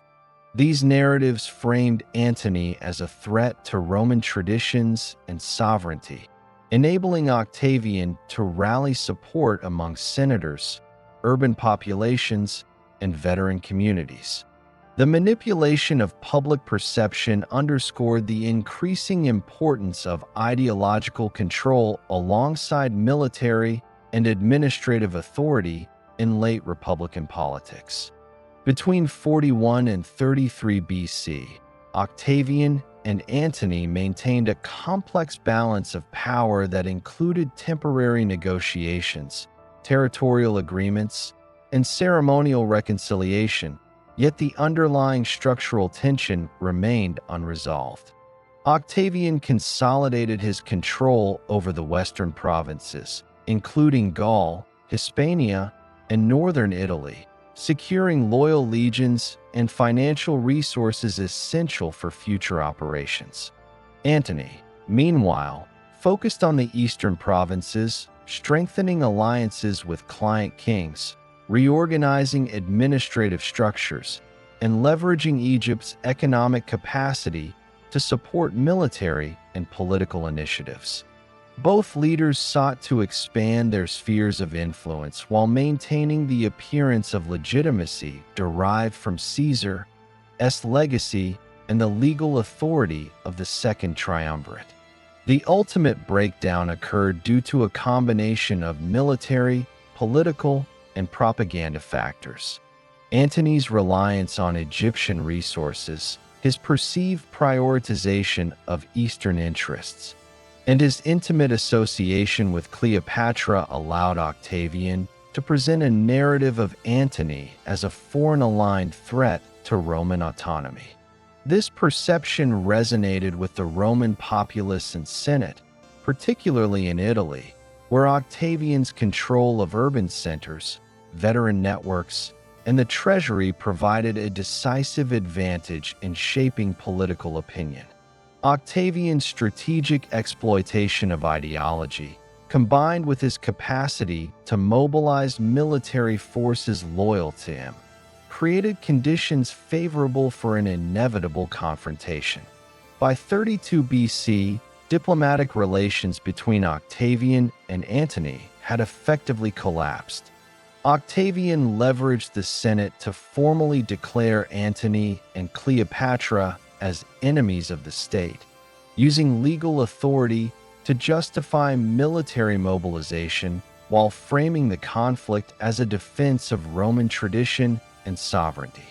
Antony responded by consolidating forces in the eastern provinces, assembling both Roman legions and allied contingents, and preparing for a protracted conflict. The division of resources, strategic positioning, and mobilization of public support underscored the centrality of military capacity, economic control, and ideological influence in determining the outcome of Roman political disputes at this stage of the Republic. The decisive military engagement occurred in 31 BC at the Battle of Actium, a naval confrontation off the western coast of Greece in the Ionian Sea. Octavian's forces, commanded by his admiral Marcus Vipsanius Agrippa, employed superior naval coordination, disciplined formations, and strategic maneuvering to outflank Antony and Cleopatra's fleet. Antony's forces, while numerically significant and composed of a combination of Roman and allied units, were unable to counter Agrippa's tactical advantages and the engagement resulted in the systematic destruction of the majority of Antony's naval capacity. Cleopatra and Antony's retreat to Egypt marked the collapse of their operational control over the eastern provinces and effectively ended their capacity to challenge Octavian militarily. Following the defeat at Actium, Octavian pursued Antony and Cleopatra to Egypt, systematically consolidating control over the remaining territories loyal to them. Antony's army disintegrated due to desertion, logistical failures, and the absence of cohesive leadership following the naval defeat. Cleopatra negotiated with Octavian to preserve her position temporarily, but subsequent political maneuvering rendered resistance futile.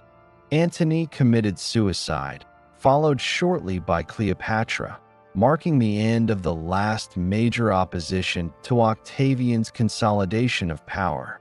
The elimination of Antony and Cleopatra concluded the period of civil war initiated by Caesar's assassination and solidified Octavian's position as the unchallenged authority across Rome and its provinces. The political consequences of Octavian's victory were profound. Control over military forces, provinces, and economic resources allowed him to reorganize the administration of the Roman state, reduce the potential for rival claims, and centralize authority. Octavian maintained the forms of republican governance, including consuls, the Senate, and popular assemblies, but real authority was concentrated in his hands through control of legions, treasury functions, and provincial appointments. This structural consolidation marked the transition from a fractured republic dominated by competing generals to a system in which personal authority determined the stability and governance of the Roman state. Octavian's administration also reflected a strategic integration of military, economic, and political power. Legions were distributed across the empire to ensure loyalty, prevent regional rebellions, and secure territorial boundaries. Provincial governors were selected based on allegiance rather than traditional senatorial hierarchy, reinforcing central control. The treasury and urban resources of Rome were centralized to fund military deployments, public works, and administrative functions. The combination of structural authority, military capability, and strategic resource allocation provided the foundation for sustained governance and prefigured the institutional model of the Principate. The defeat of Antony and Cleopatra also had lasting implications for Rome's external relations. Egypt, previously a semi-independent client kingdom under Cleopatra's control, became directly subordinated to Roman authority, integrating its wealth and grain supply into the empire's economy. The eastern provinces were reorganized to ensure stability, and client kings were placed under the supervision of Roman administrators loyal to Octavian.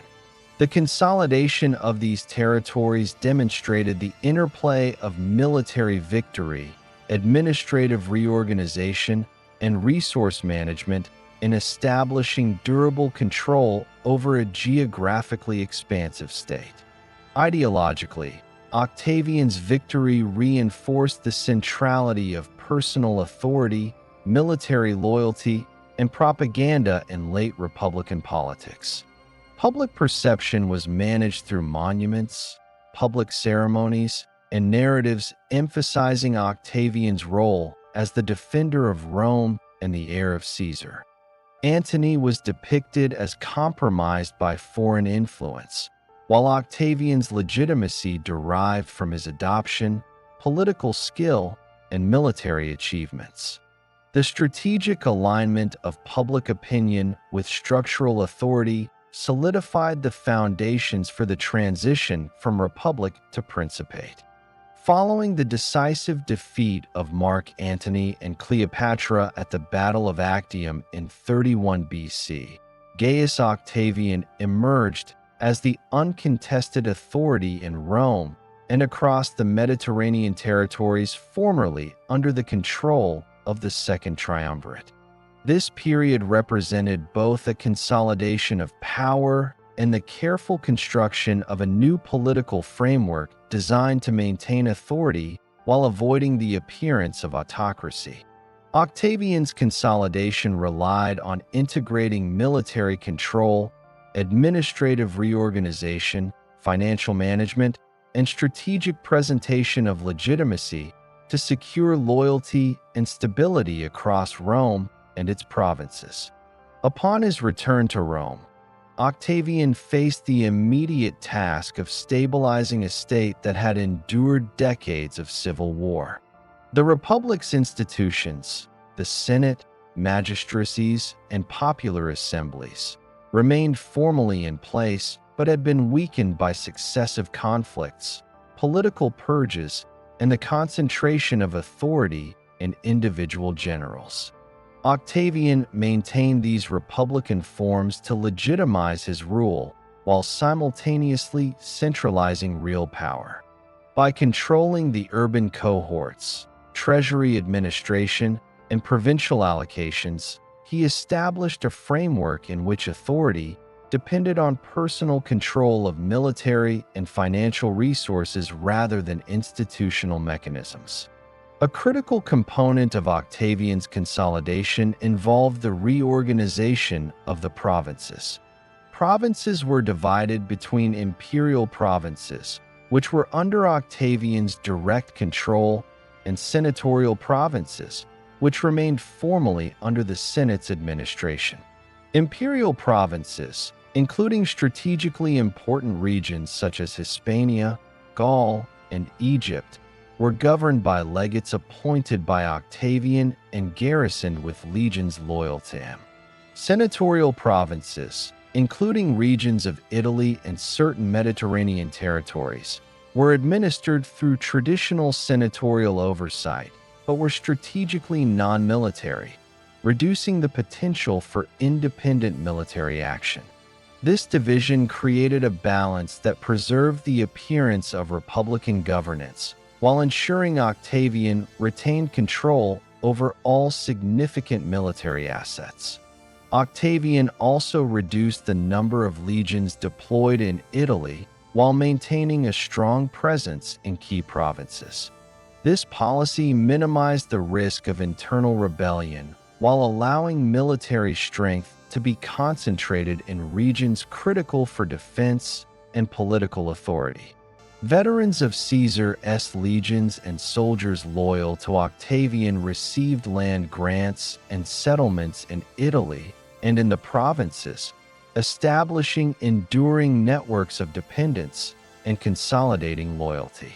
These measures reinforced the integration of military, economic, and political power, forming the structural basis of the emerging Principate. The financial administration of Rome was similarly centralized.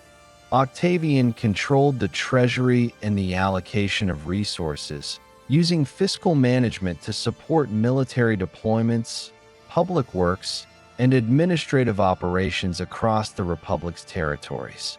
Wealth confiscated from Antony and Cleopatra's estates, along with assets acquired during the proscriptions of the previous decades, provided substantial resources for redistribution to veterans, allies, and key urban constituencies.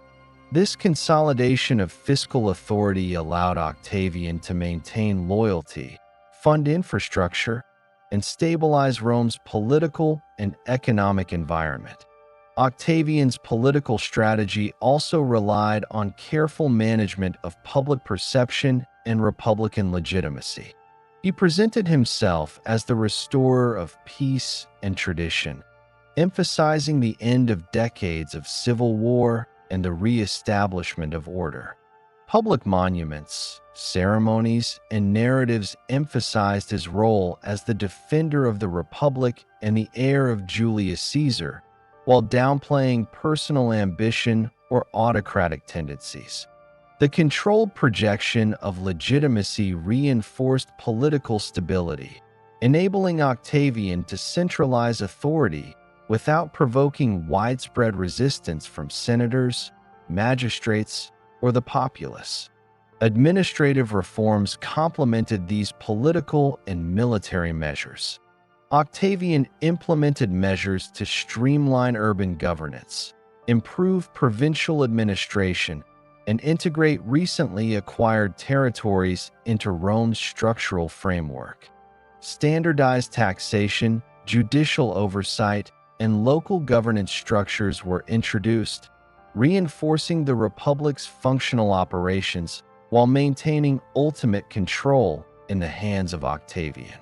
These reforms enhanced efficiency, secured loyalty among provincial elites, and ensured that economic and political resources could be mobilized effectively under centralized authority. Octavian's careful consolidation of power also extended to the management of potential rivals and political elites.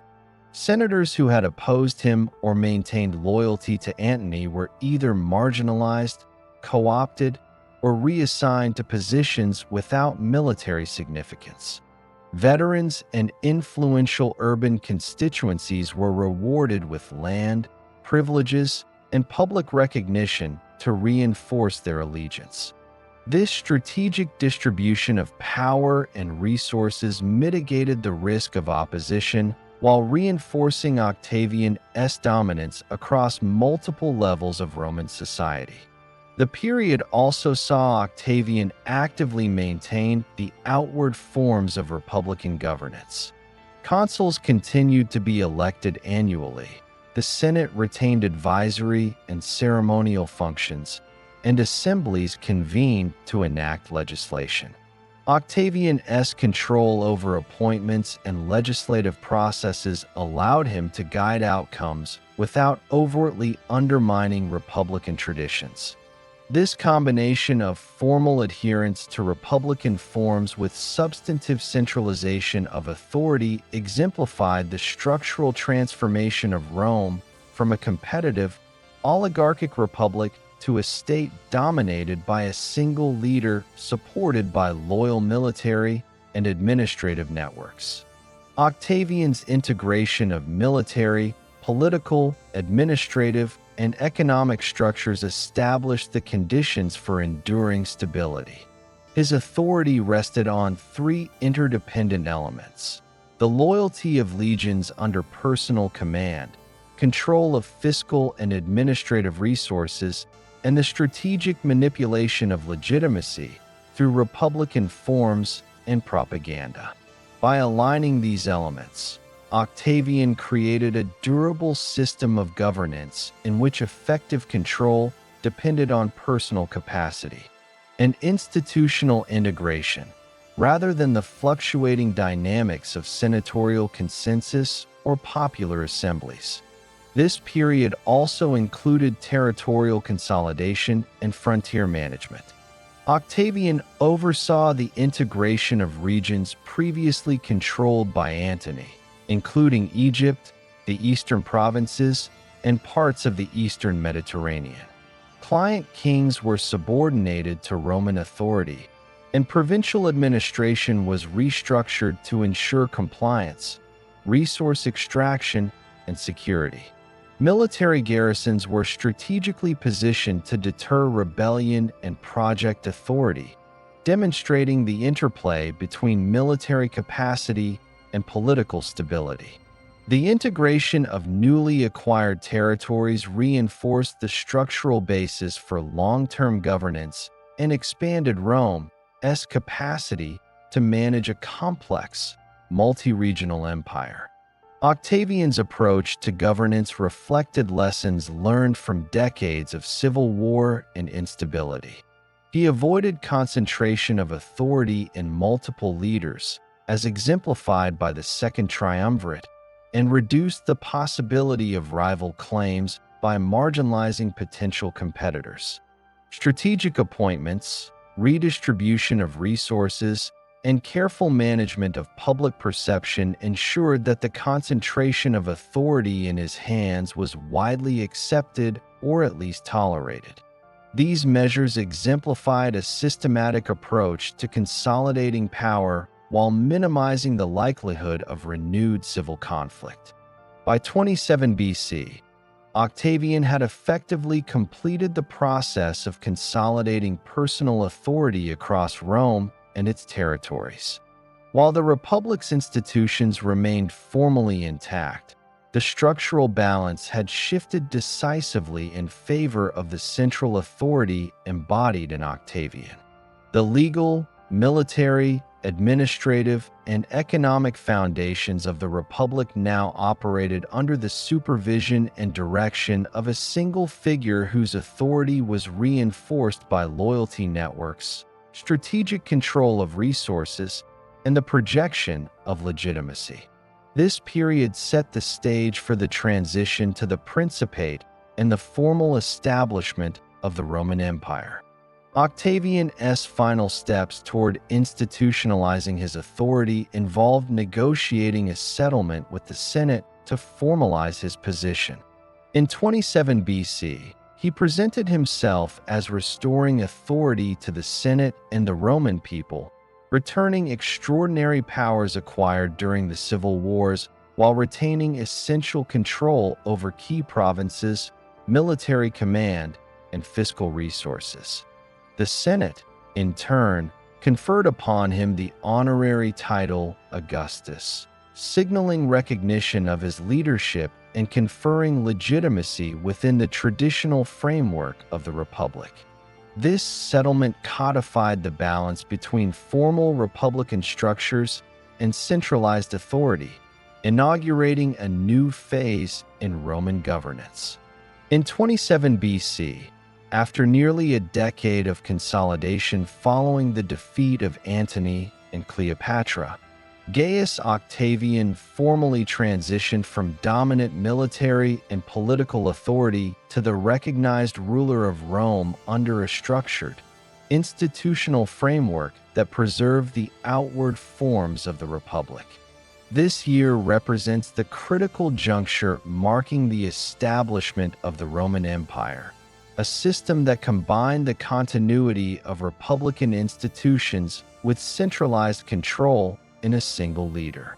Octavian's careful management of political, military, and administrative structures ensured that his authority was both effective and perceived as legitimate, laying the foundation for nearly 2 centuries of relative stability known as the Principate. The formal process of establishing this new framework involved negotiation with the Senate, whose support remained symbolically important despite the erosion of its independent authority over preceding decades of civil war. Octavian publicly declared the return of powers previously held during the civil wars to the Senate and the Roman people. He relinquished extraordinary commands, including temporary control of provinces, extraordinary tribunician powers, and military imperium, presenting the gesture as a restoration of traditional republican authority. The Senate, in turn, conferred upon him the honorary title Augustus, signaling recognition of his authority while simultaneously legitimizing the new system. The title carried religious and civic connotations, emphasizing sanctity, stability, and moral authority, while avoiding explicit references to monarchy or dictatorship.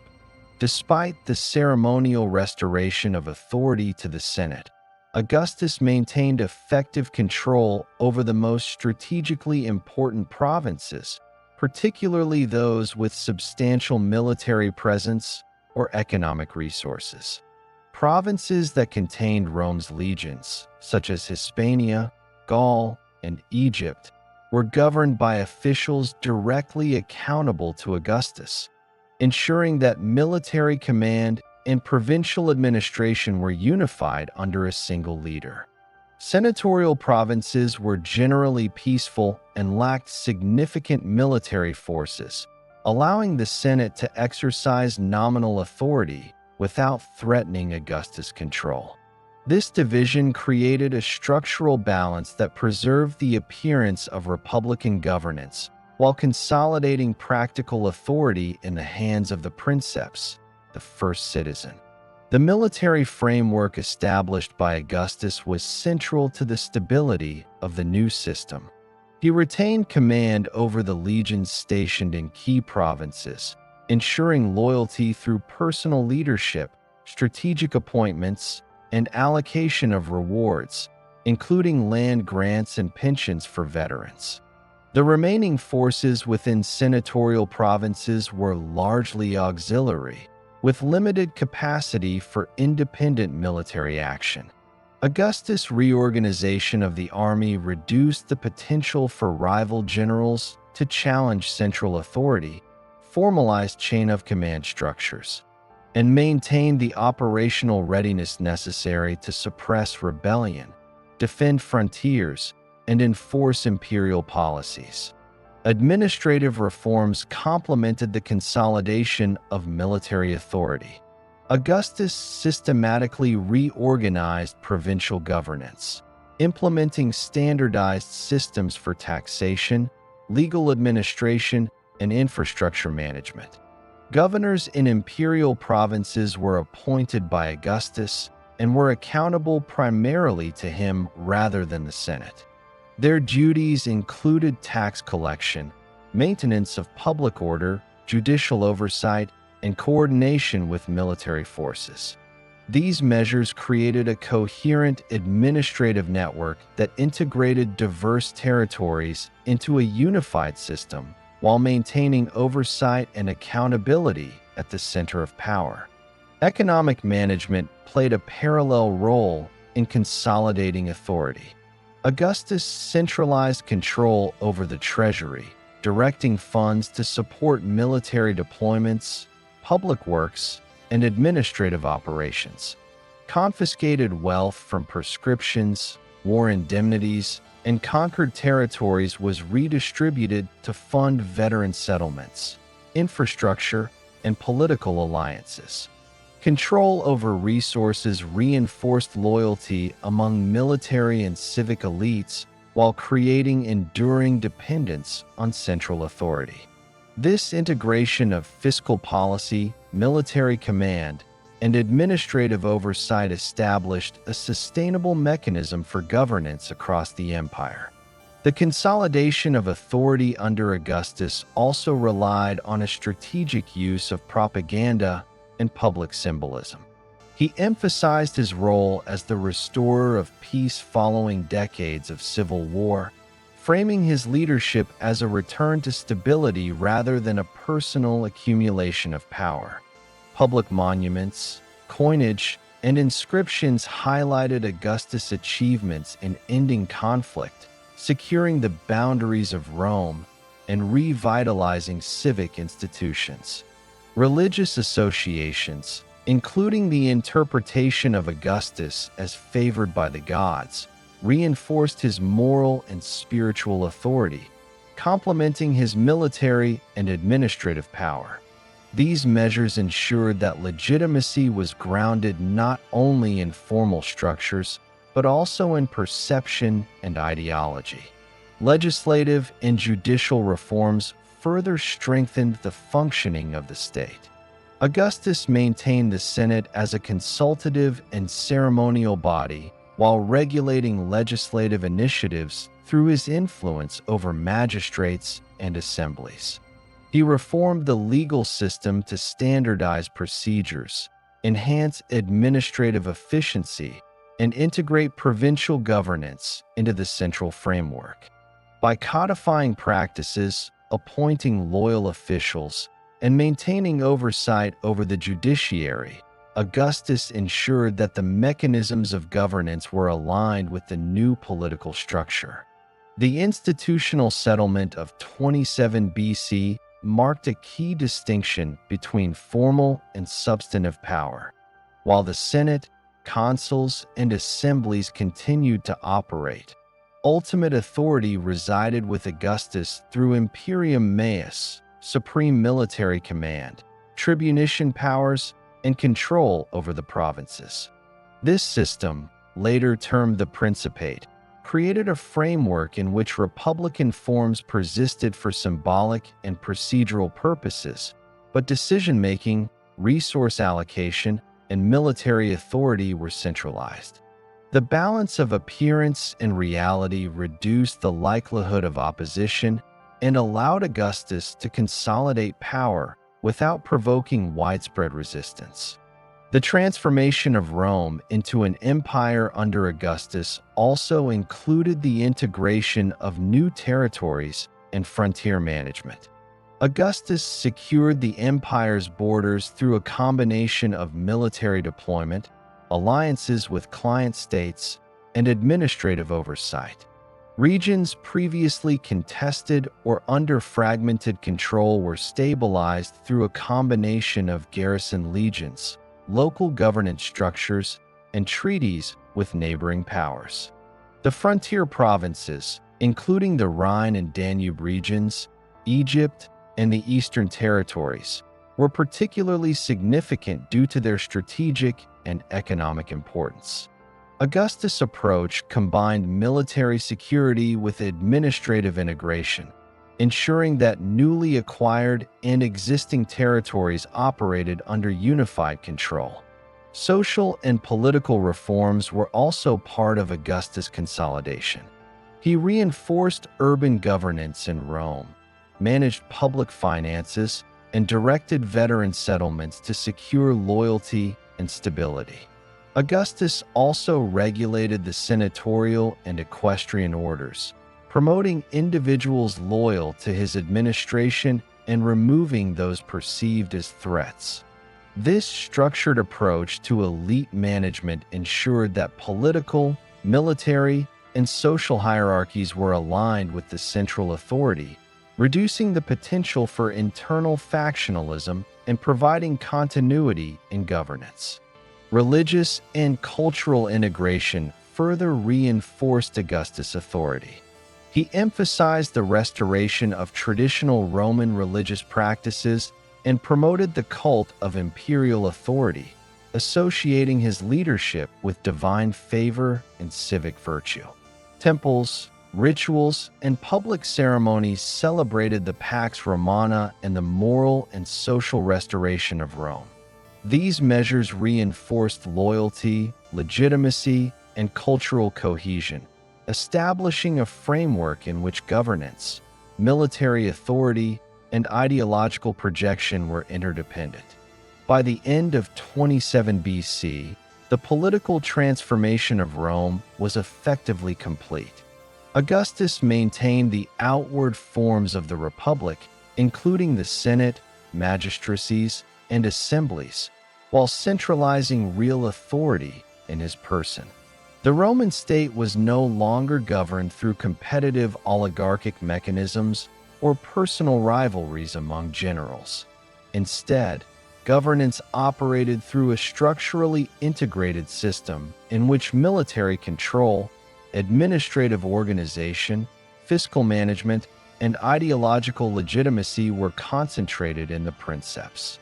This consolidation ended the century-long crisis that had begun with the Gracchi reforms in 133 BC and initiated an era of relative stability and institutional coherence across Rome's vast territories. The structural and institutional innovations introduced by Augustus established the foundation for the Roman Empire's long-term durability. By balancing formal republican structures with substantive centralized control, Augustus created a system that combined stability, adaptability, and legitimacy. Control over military forces, provincial administration, fiscal resources, and public perception allowed him to govern effectively, suppress rebellion, and maintain cohesion across diverse and geographically expansive territories. These mechanisms ensured that Rome could operate as a unified polity while maintaining continuity with traditional republican forms. Augustus' settlement in 27 BC also established precedents for subsequent rulers. The principles of Imperium Maius, centralized provincial control, fiscal oversight, and loyalty-based administration became standard mechanisms for the governance of the empire. Future emperors would inherit and refine these structures, ensuring continuity in the integration of military, administrative, and economic power. The institutional framework created under Augustus allowed for the expansion of Rome's influence, the consolidation of territorial acquisitions, and the management of a complex and multi-regional state with enduring stability. The birth of the Roman Empire under Augustus represents a transformation achieved not through sudden overthrow or external conquest, but through the systematic reorganization of authority, administration, and legitimacy. By integrating military, political, administrative, economic, and ideological mechanisms, Augustus ensured that his leadership was both effective and durable. The structural consolidation of power under the forms of the Republic established a model that would define Roman governance for the next 2 centuries, inaugurating the Principate and the Pax Romana, a period of relative peace, stability, and institutional coherence following a century of internal conflict.